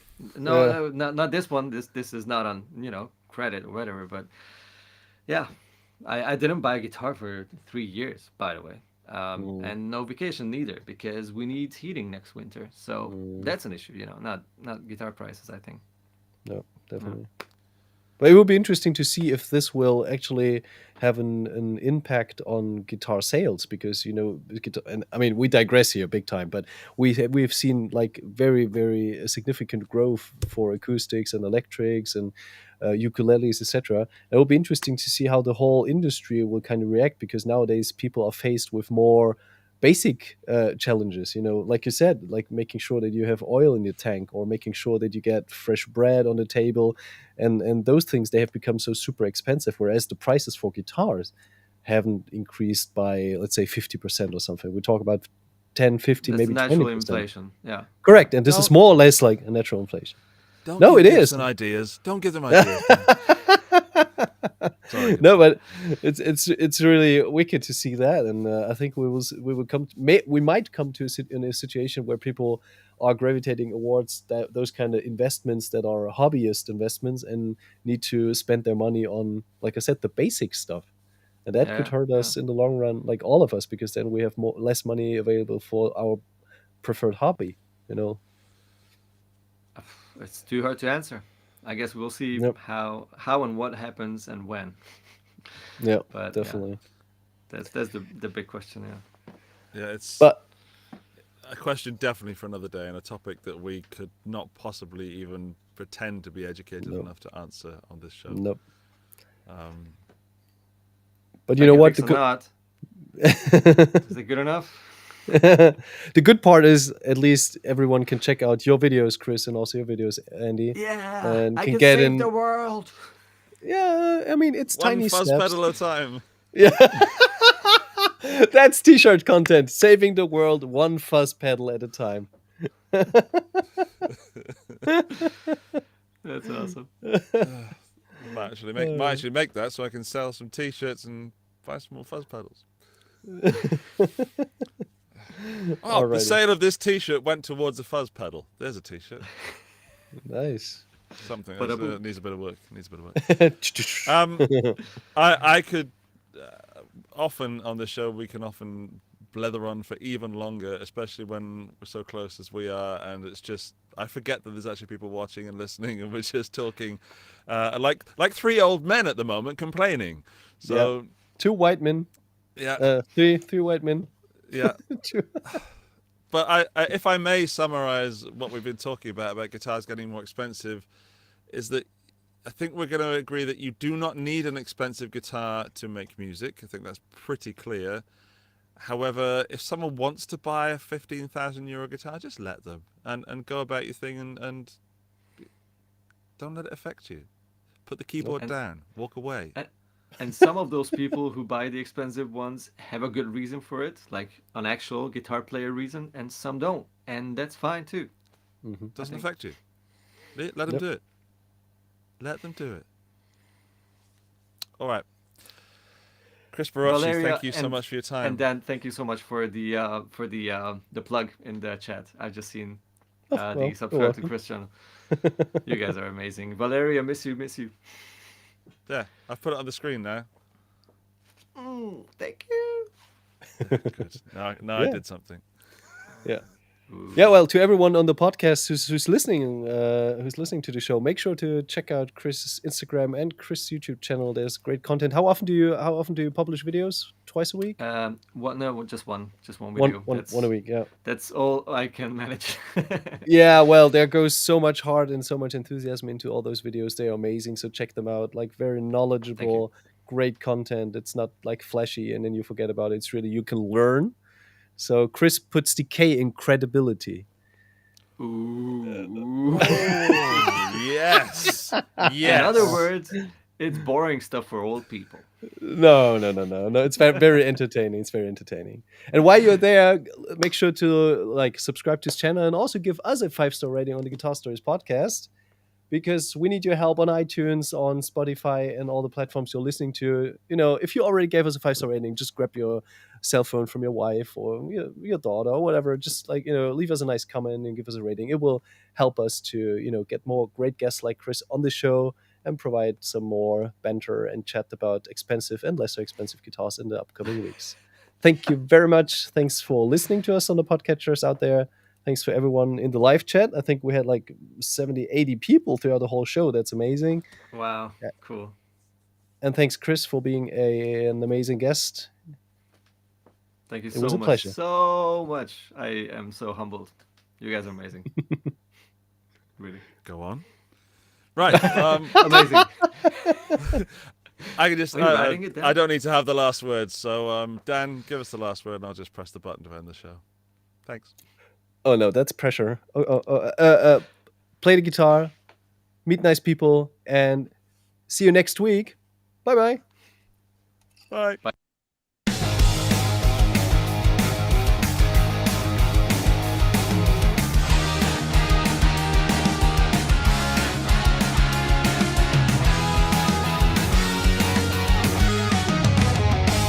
Guitar Stories Podcast, your number one show for everything guitar.